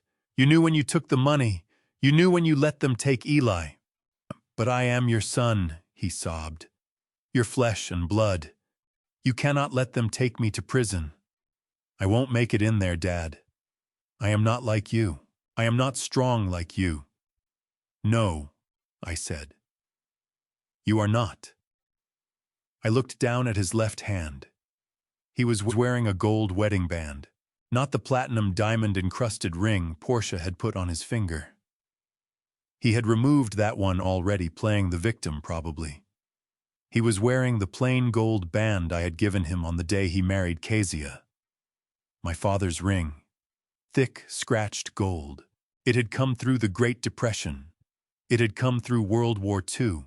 It had spent 40 years on my hand, down on the docks, before I passed it to him. A ring that stood for honor, for loyalty, for a Harding keeping his word. Seeing it on his finger turned my stomach. It felt like something sacred made filthy. I reached out and took his hand. Deshawn's face went hopeful. He thought I was reaching to comfort him. He curled his fingers around mine. Dad, he murmured. I didn't close my hand around his. I took hold of the ring. Deshawn's eyes went wide. Dad, what are you doing? I pulled. It was tight. His hands were swollen from the drinking and the crying. I twisted it anyway. I pulled harder. Ow, Dad, stop. You're hurting me. What you're feeling right now is nothing next to the pain you caused, I said. One final pull. The ring scraped over his knuckle and came free. Deshawn stared at his bare finger as though he'd lost a piece of himself. That ring belonged to a man who worked himself into the ground to feed his family, I said, holding this gold band up to the light. A man who never told a lie in 80 years of living. I looked my son in the eye. You do not deserve to wear it. You do not deserve the history in this metal. And you do not deserve the name Harding. I turned. A waiter stood nearby with a silver tray, a half-empty champagne bottle, and some crumpled napkins on a cart. A small silver waste bin was clipped to its side. I stepped over to it. Dad, don't, Deshawn screamed. Don't do it. I held the ring over that little metal bin. I thought about the day I pressed it into his palm, about the pride that filled my chest. I let it go. Clink. It struck the bottom of the bin, landed in the used napkins and the discarded food scraps. Trash. The same as the life he had chosen. I turned back to the agent. He's all yours, I said. The agent gave a slow nod. He turned Deshawn around and cuffed him. Deshawn began to scream. Not words, sounds. The sounds of a child realizing the dark has closed around him and there is no light coming to save him. Dad, don't leave me. Dad. I turned my back. It was the hardest thing I have ever done. Harder than walking into that burning house. Harder than standing in front of Portia's gun. Everything in me screamed to turn around to save him, to call a lawyer and fight. That is what a father does. But a father also teaches that actions carry consequences. This was the final lesson. I walked away. The agents took him out through the side door. I didn't watch. I kept my eyes ahead. I walked towards the back of the room where the people who actually mattered were waiting. Big G was there. His tuxedo jacket had split at the shoulder from when he'd moved on Porsche. He looked like a battered monument. Oberon stood beside him, sliding his phone into his pocket, a grim smile of satisfaction on his face. Denny was dabbing at his eyes with a handkerchief, and at the center of them, both hands wrapped around Oberon's leg, stood Eli. I made my way toward them. The crowd opened up ahead of me. People whispered, but I couldn't hear them. I only heard the sound of my own heartbeat. Eli looked up at me. "Is my daddy gone?" he asked. I went down on one knee. I looked into those amber eyes. Deshawn's eyes. Staring into those eyes, right then, something clicked. Those weren't Deshawn's eyes looking back at me. They were Harding eyes, my father's eyes, carrying the same weight mine have carried for 74 years. Deshawn had worn them a while, but he'd forfeited the right. Now they sat in a face that had earned them. "Yes, Eli," I said. "He is gone. He has to go away for a long time to think about what he did." Eli gave a slow nod. Something in him understood. He was a child who'd already learned that men don't always stay. "Are you going away too?" he asked. I didn't answer with words first. I stepped forward, pulled him off his feet, and drew him into my chest. I felt his heartbeat against my ribs, small and fast and real. "No," I said. "I am not going anywhere. I am right here." Then I raised my eyes to the three men standing behind us. "Let's go home," I said. "Corey, we don't have a home." Denny told me, his voice soft but honest. "The house is ash." I took a long look at those three men. Every one of them had put themselves in harm's way for me without hesitation. I looked at the child pressed against my side. I swept my gaze across the ruined ballroom, gala-turned disaster zone wine soaking the carpet chairs, knocked sideways glass ground into the floor. "We have a truck," I said. "We have $5,000 and we have each other." I shifted Eli on my hip. That beats anything else left standing in this room. I moved toward the door. The cameras caught it one final time. An old mechanic walking out of the wreckage with a boy in his arms. I never turned to look at the senator. I never glanced back at the stage. I kept walking until the night swallowed us whole. Outside, the air had an edge to it, cool and washed clean. The rain had done its work on the streets. Something had ended. The fire that had burned through my life had finally gone cold. What remained was a beginning. 6 months later, the lake sits perfectly still in the early morning light. Mist peels off the water and dissolves before it reaches the sky. I'm perched at the dock's edge, feet hanging, watching the surface. Beside me, a young boy grips a fishing rod 2 sizes too large for him and holds it without complaint. No squirming, no grumbling about the chill in the air. His eyes are locked on that bobber like nothing else in the world exists. 6 months have passed since the Ritz-Carlton, Cleveland. 6 months since the handcuffs, the sirens, the camera flashes. The world doesn't linger. Fresh scandals fed the newspapers. The senator slunk away from public life in disgrace, retreating to some private island where he wouldn't have to face what he'd done.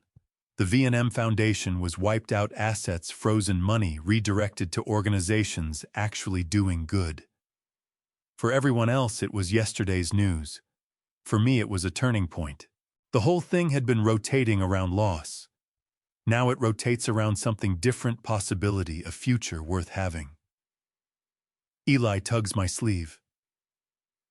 "Grandpa," he breathes, barely loud enough to hear, "I think I have a bite." I fix my eyes on the red and white bobber bouncing on the surface. "Wait for it, Eli," I tell him, keeping my voice low. "Patience. Let him take it." He goes still. His lip pinches between his teeth. Then that bobber punches under the water. Now. I say. He yanks back. The rod loads up and curves. He cranks the reel, those little hands spinning furiously. A small perch clears the surface and throws silver light in every direction. I caught it. Eli shouts, his whole face cracked open with a grin that could shame the sun itself. I caught it, Grandpa. Together we work the hook free and lower the fish back into the water. No catch and keep today. We're out here for quiet, for stillness. Looking at Eli, my mind drifts to Deshawn. I tried bringing Deshawn to this same lake to fish 40 years back. He had no patience for it. All he could think about was getting home to video games. He needed everything now, always now. Eli is built differently. He carries his mother's way about him, Kezia's quiet, unshakable strength. Deshawn is in his first year of a 10-year sentence at a minimum security federal prison. Every week a letter comes. Always on Tuesdays. I'd know his handwriting anywhere small and unsteady on the page. I haven't opened a single one. There's a shoebox on the closet shelf where I stack them. If Eli grows up and wants to know what his father had to say, that will be his choice to make. For me, the chapter is sealed. I made peace with it in my own heart. Carrying hate is just slow poison you drink while waiting for someone else to suffer. But mercy in the heart is not the same as an open door. Deshawn made his call. He picked the money and let the blood go. Portia Langley didn't fare nearly as well. The jury sat through those recordings, and their faces told the whole story. And that footage of a terrified mother, it finished her. 25 years, no parole. Her attorneys pushed an insanity defense, but the judge recognized the same thing I did: cold, deliberate calculation.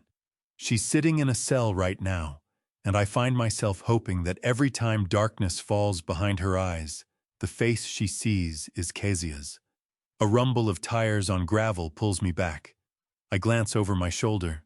Big G and Oberon are climbing out of the truck.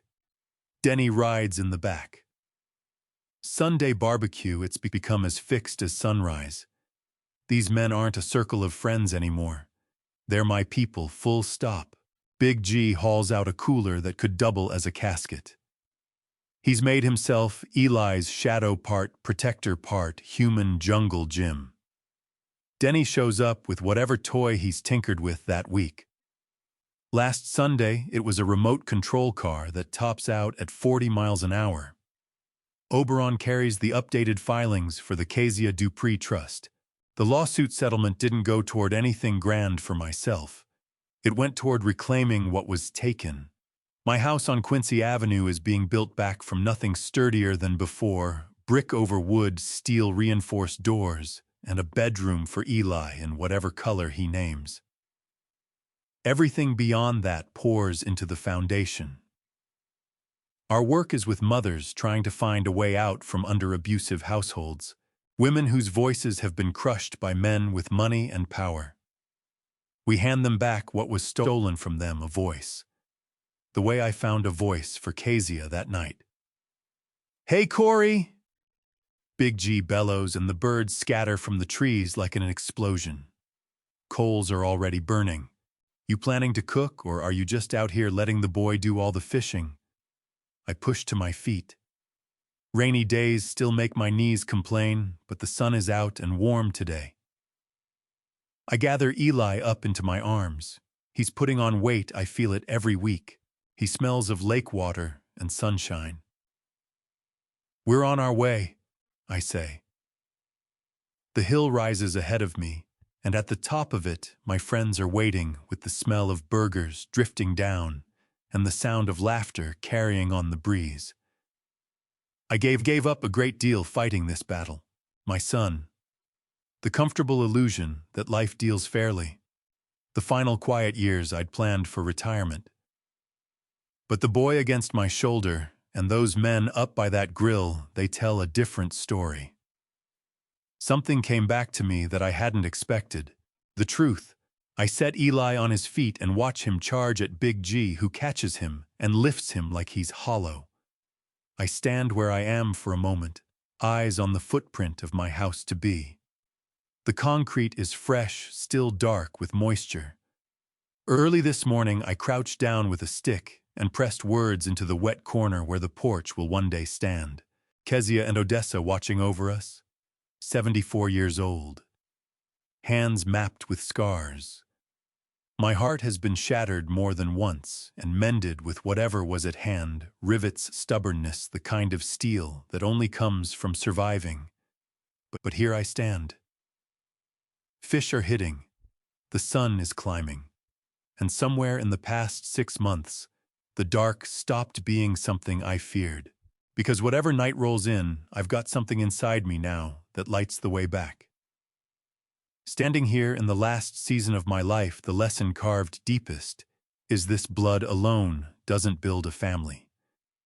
What builds a family is showing up.